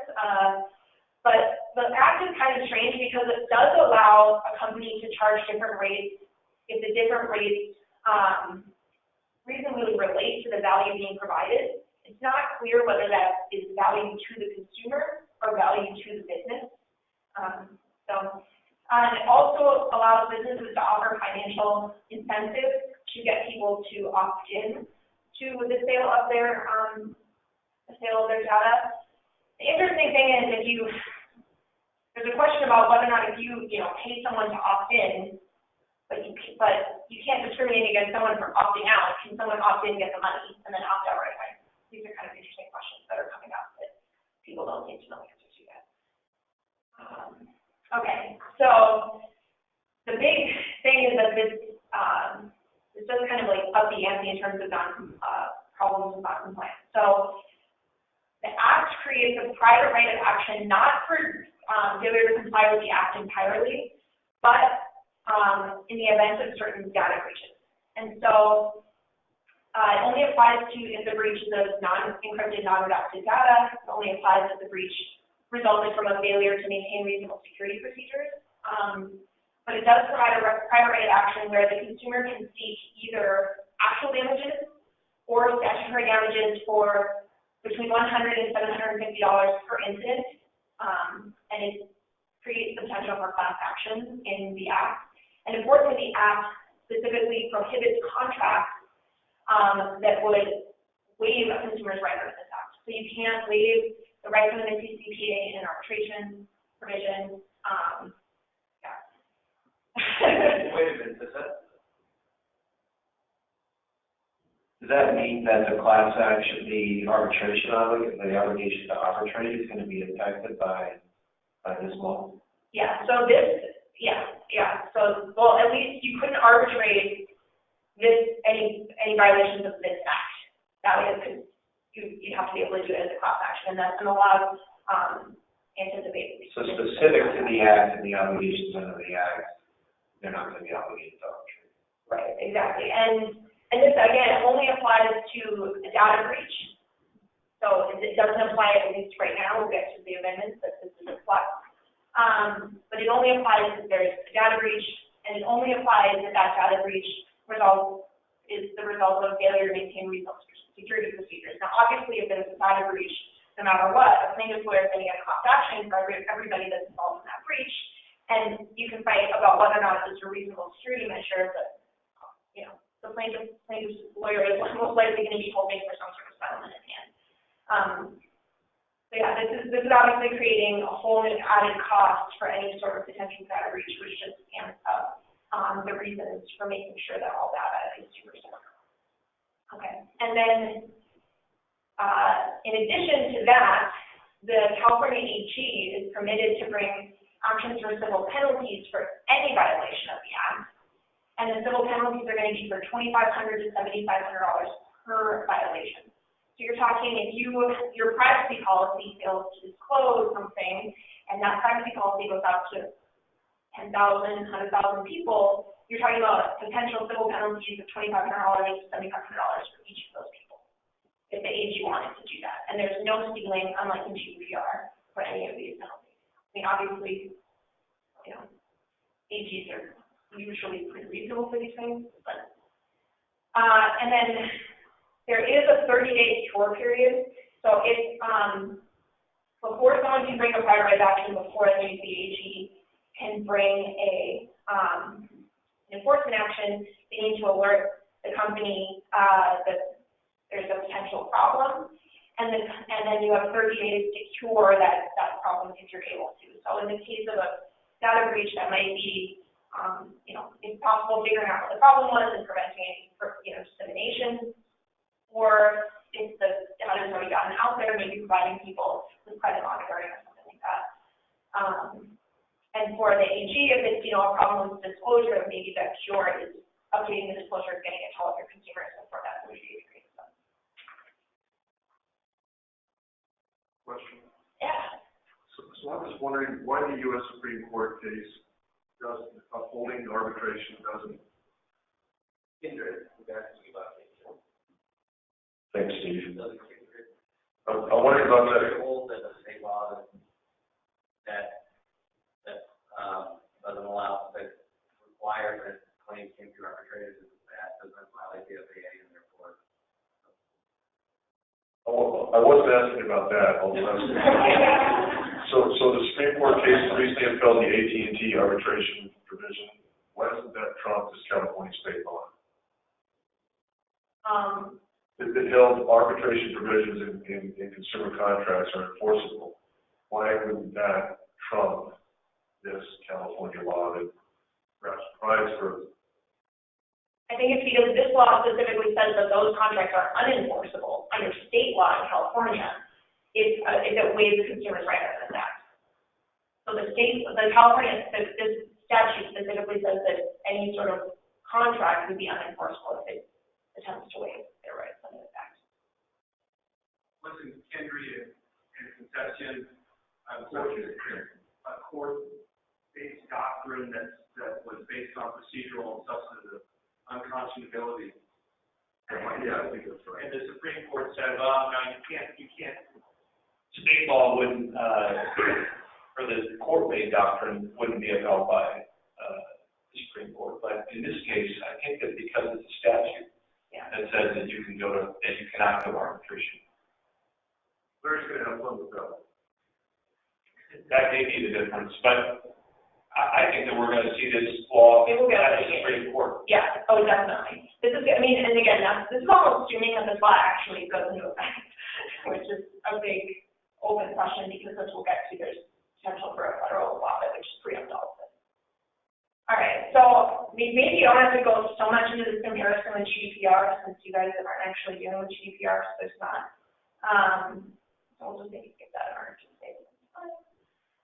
Okay, so big question. Will this law become effective? So there are 3 amendments right now that are currently under review. This is still a big open question in California, and the legislature is, as we speak, dealing with this. Probably the biggest potential amendment is the expansion of that private right of action, which would not be subject to arbitration, to all violations of the Act. And the California AG is on board with this. It would also remove the 30-day cure period. Whether or not that actually happens, we'll see, but the Attorney General in California is supportive of this amendment. There's also a move to redefine consumers to exclude employees, contractors, agents, and job applicants.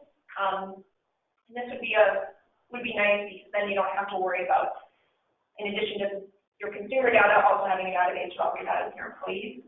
The interesting thing is that if this doesn't pass, I think that there's going to be even more support that courts would find that the definition of consumer does include employees, because obviously if they're rejecting this change, that means that they didn't intend for it to cover employees. There's also an amendment that would narrow the definition of personal information to exclude household data. So it would only cover the consumers themselves, not their generalized household. And then additionally, there is potential federal legislation that would most likely preempt this law and any other law that's passed. There's a lot of support for it right now in Congress. Both Democrats and Republicans are pretty big on privacy right now. People don't really like Google and Facebook. And, there's a big push also from the tech companies and other big companies. Like, we can't have this patchwork of data privacy laws here. We need one law that's going to cover everybody, so we don't have to have, different notification laws in all of these states. And so, it's not like it's easy to pass anything through our Congress right now, but I think that the fact that the California Act is going to go into effect next year is a good timeline, and hopefully they can get it done. The question is, will it be as expansive as California? Will it be less expansive? Most likely it would be less expansive because the California law is pretty extreme. But it's all kind of up in the air now. There's tons, I think there's at least 3 or 4 proposals out there right now. Nothing that's been, formally gone through committee or anything like that, but we'll see. Regular legislator. Yeah, regular legislator. Okay, so preparing for, we'll just assume that the CCP is going to go into effect. So preparing for it, obviously update your privacy notices and your policies.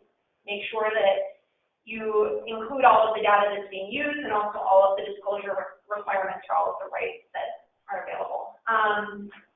And then update all of the data inventory. So making sure that the data that you have it organized so that you can, obviously when you get a request, it's going to take, you want to be able to respond really quickly and really efficiently. And so being able to quickly identify whether or not you've sold the data, what categories you transfer to third parties.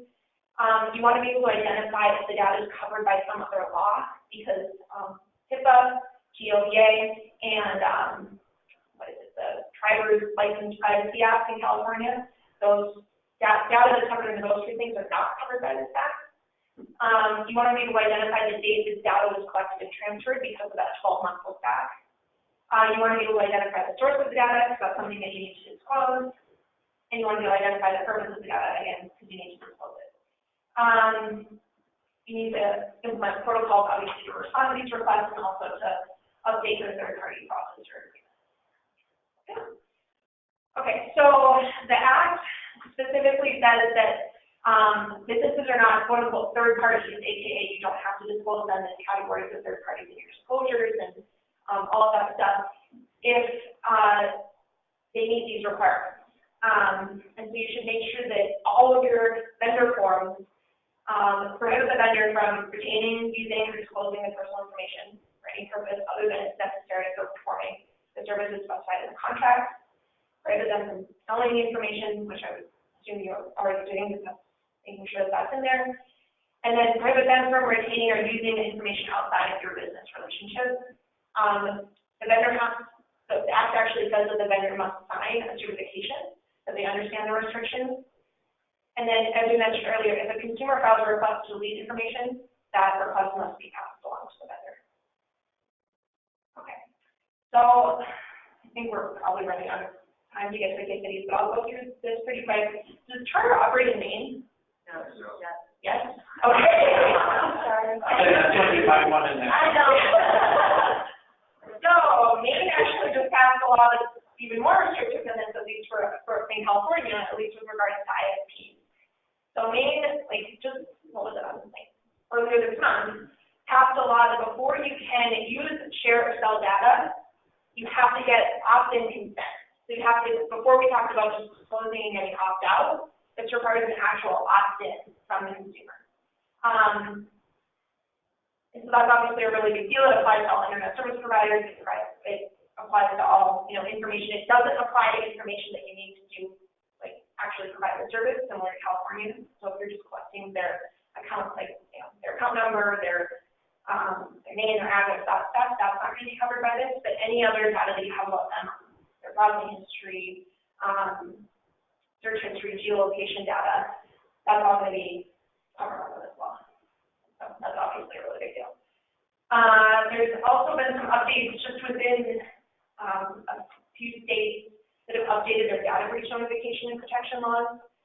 These are mostly just laws that have increased the requirements as far as notifying state attorney generals when a data breach occurs to make sure that the attorney general can look into it. I think most of them require compliance within 60 days, and creating a formal requirement that companies are using, or that they have security measures in place.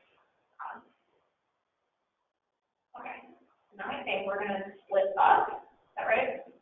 Right. I think we're going to get into some groups and talk about some case studies and privacy issues that come up. You want to set up this case study? Yeah, so obviously the CCPA has not gone into effect yet, so we kind of came up with this hypothetical that would be useful, I think, to talk through. So a company receives a request from a former employee, we'll do Charter receives a request from a former employee for all of the personal data that the company has on the employee for an entire 10-year employee period. Actually, I did see something like this for a client that I had in Europe that was dealing with this with GDPR, so this happened. The employee also requested that the company delete a negative review concerning the employee. And although there's no pending litigation, the company believes that the employee employees likely preparing to file a lawsuit against the company? So, what are the requirements under the CCPA? I guess should we try to? Yeah, why don't we just have you guys just turn around. Yeah. You guys turn around, and then you turn around and you right back. Just talk for a few minutes, and then we'll kind of talk about the issues.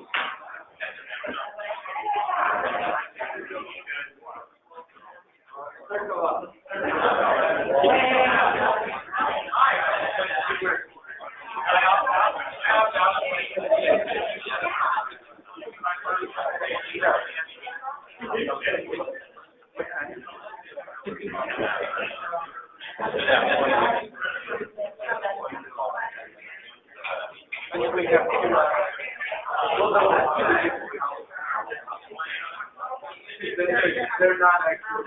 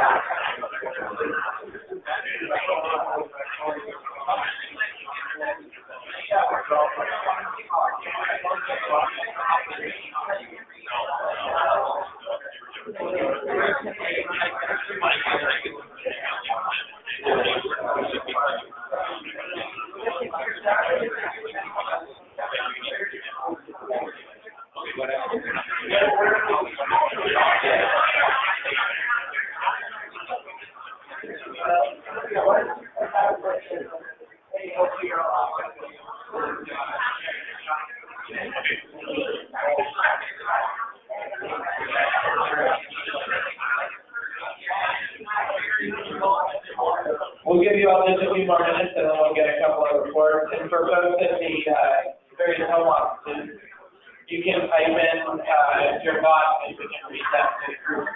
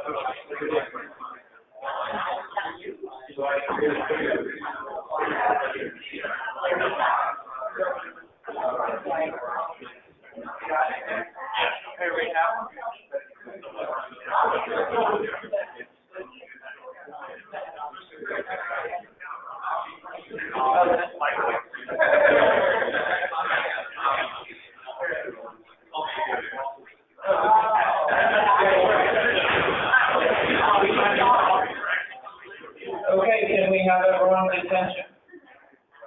Let's go, Blues. We didn't even have this dinner until 4:15 in the afternoon. The nice thing about a big company is you have different regional offices, different alliances. On behalf of your Colorado brethren, you're welcome for Ryan O'Reilly. He's an Avalanche, that's where he does team, so congrats to all of you. We did have a write-in by Scott Calvary. Right, and he says, for the group's knowledge, there is a CCPA compliant OSC that reports out to an ESG. If anyone in legal or PPR legal has questions about how charters approach to be handling CCPA compliance, please do not hesitate to reach out. I think you fixed that. So yeah, so we just want to make sure everyone knows where to get to, for when you have real life hours. So what do people think about this? What kind of issues came up? What kind of thoughts did people have? We've all broken up from your group, so we can't call on these kind of group by group. But what did you talk about in the front? Oh, we talked about, I don't need the mic. I'm sorry. We talked about low-hanging fruit, thinking that the look back was only a year. And the real issue that we talked about is the breadth of the information that would be available to request, and whether or not a review, whether or not the employer's opinion about the employee's performance could be part of the request, or whether the employer could withhold that information. Is that fair? And so the answer is because the act covers any sort of employment information, it's definitely a review. Definitely anything talking about the employee would be covered. And arguably, any information with that employee, like any emails, could potentially even be covered under the Act. That sort of thing is construction a little bit under GDPR. It's definitely covered.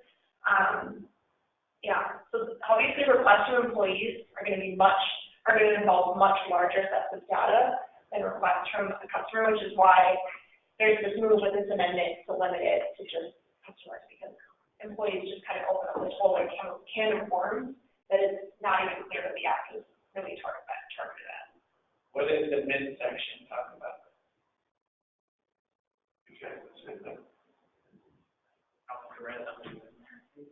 Yeah, sorry, third compliment. Good question. Good math.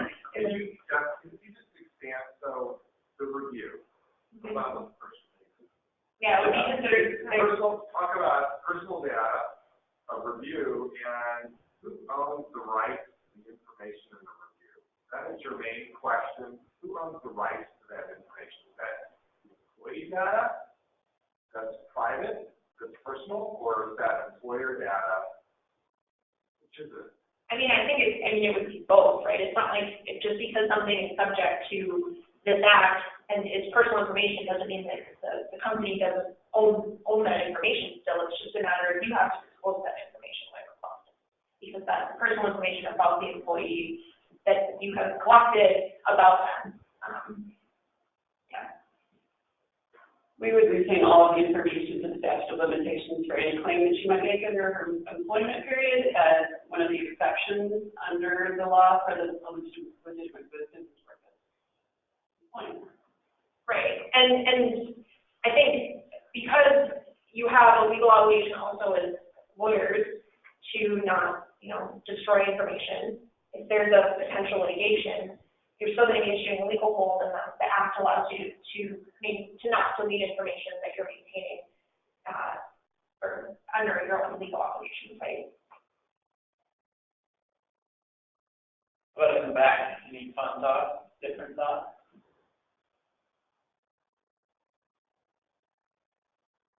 Let's go. And someone in mind.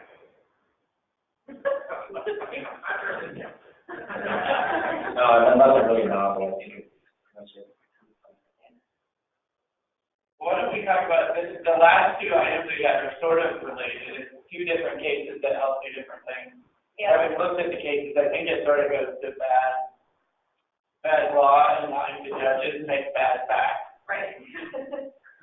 Yeah, so these actually have nothing to do with the CCPA, but they are two cases that kind of recently came out that just show the both sides of the spectrum for how courts can treat your obligations to comply with discovery requests and how that kind of implicates privacy rights. So in Southern Coast Resources, which is out of Texas, it was basically a lawsuit where the one side is asking for for text messages that were on employees' cell phones, personal cell phones, because those text messages related for, employees were texting back and forth about for business purposes. And the company had a policy where they were paying a portion of the employees' cell phones because they knew that they were using for business purposes. The company also had a policy that it could go into the company's or the employee's cell phone to get any confidential information or trade secrets or anything like that that might be contained on the employee's cell phone. So the other side said, look, you have these policies in place. We want this information. The company said no, that we don't have the custody and control of our employees' cell phones. So we don't actually have the ability to go in and look at that. And the court ruled in favor of the employer. The court said, or the company, the court said that even though you had these policies in place, the policy said that you could go look at confidential information. It didn't say that you could go in to look at all texts that were related to business purposes.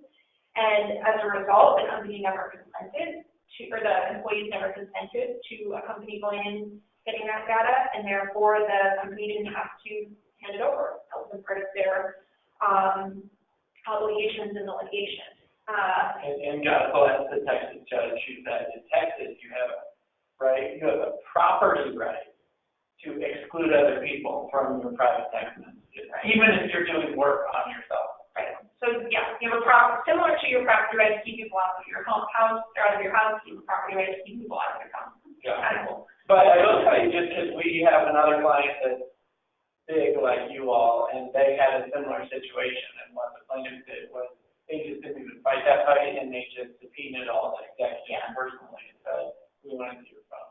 And the court in this case did say, you can subpoena the employee's phone, there's no problem with that, you just can't get it through the company. So the question that this raises is, what do you do then when you know that your employees have data on their phones, like what should you be doing? And I think that litigation holds you're still going to want to tell your company, your employees not to delete that stuff, because not every judge is like this judge in Texas. So the second one, out of the Eastern District of Virginia, this was a federal case, and this involved a company in China that had their employees using WeChat, which I've never heard of before in this case, but it's probably really common, and everybody sure probably knows about it. I'm not up to date on all the latest text messaging tools, but I guess in China it's really common to use this app WeChat to talk to use it a bunch to talk about business stuff. And the the plaintiff requested all of the WeChat communications, and the employees there refused to consent. And under Chinese privacy law, it would be in violation of Chinese privacy law for it to disclose that information. And the court said, yeah, you're right, that I believe you, that's a violation of Chinese privacy law. You're supposed to do it anyway, you're sanctioned for not providing it.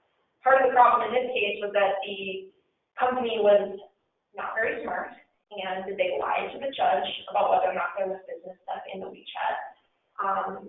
The WeChat disclosures, they lied to the judge about a bunch of other things, and the people that were refusing to provide the information were the top executives of the company. So the judge was like, your top executives won't consent for me to see this, to provide this data that is very clearly related to the company. I get that it's like, I can't require you to, give up your privacy rights, but I can sanction you for not doing it. And so this is kind of just two examples of the total gamut that courts are willing to go with this. Again, there's other cases that are like the Texas side, and there are other cases that are like the Virginia side, and it's a conundrum, right? Because you don't want to include in your policies that you're able to get information from your employees, because you don't want to open yourself up to providing that information. But on the other hand, you might get a judge that says, too bad, I'm going to sanction you for not providing it anyway. So they weren't ordered to produce, but they were sanctioned for not producing. So, right. Yeah, because he said, you're right, I can't do it. And I think the really interesting thing that came out of the case, and I can't underscore enough how when the lawyer stood up and said things like, we've only got one contract with an American supplier. And then the other side produced like 7 contracts with other American suppliers. Like they were doing those sorts of things. And we don't use WeChat for work. And then in the emails, there were like 80 emails that were like, check your WeChat so we can talk about the next work event. And again, this just gets back to, Model Rule 3.3, you have a requirement that the lawyer has to give candor to the court. You have a requirement to not withhold information from the other side. But what the court did that was really interesting is the judge, he or she, I didn't check that, but they said, because you know that your employees use WeChat as part of work, you could have had them set up a WeChat work account, and then you could have collected and stored that account. Because I see, you have 2 phones, and I would see people with 2 phones, and I'm like, I have 2 apps, but there's 0 work, and some people are good at it on that. But I just, they're basically saying, if you know, because like our other case that they went after the executive, of course they all had text on their personal phones that were work-related, which then opens the door. So they basically said, because you know your people use this WeChat and they do it for work purposes, you could have set up a separate WeChat account for their work-related WeChat. And then you would have had access. You could have waived the Chinese privilege or whatever it was. You could have consented to that. So because you basically knew they were doing it, and you basically let them get away with it and knew they could hide behind this if they acted poorly down the road, we're going to use that as sanction. But I think the judge went to that extreme because of all the other information. Yeah. They were hiding behind the law. Exactly. Yeah. That's exactly it. And there are judges that have even said the same thing about, people that are trying to hide behind, like, European law, all these sorts of things. It's come up a number of times. Sorry. Well, I don't think the court is asking that another local country, in China, not say this account just asking them to provide, unlike people know that it's work account, and if they're used to do that, then my privilege is not like that. And everybody knows, so who's not going to know? Every problem is that it's an implication.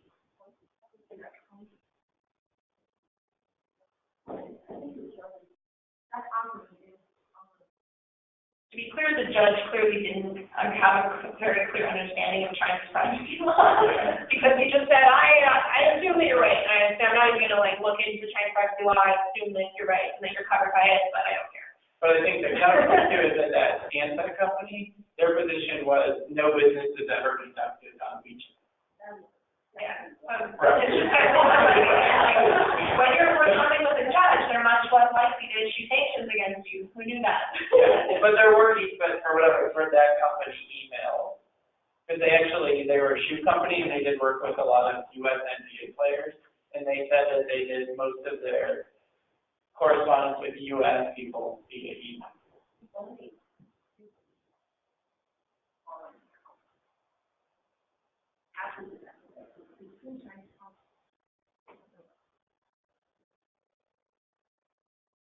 Unless there's any more pressing questions, I think we're at the end. Well, I will give this back to you. Thanks, everyone. Okay,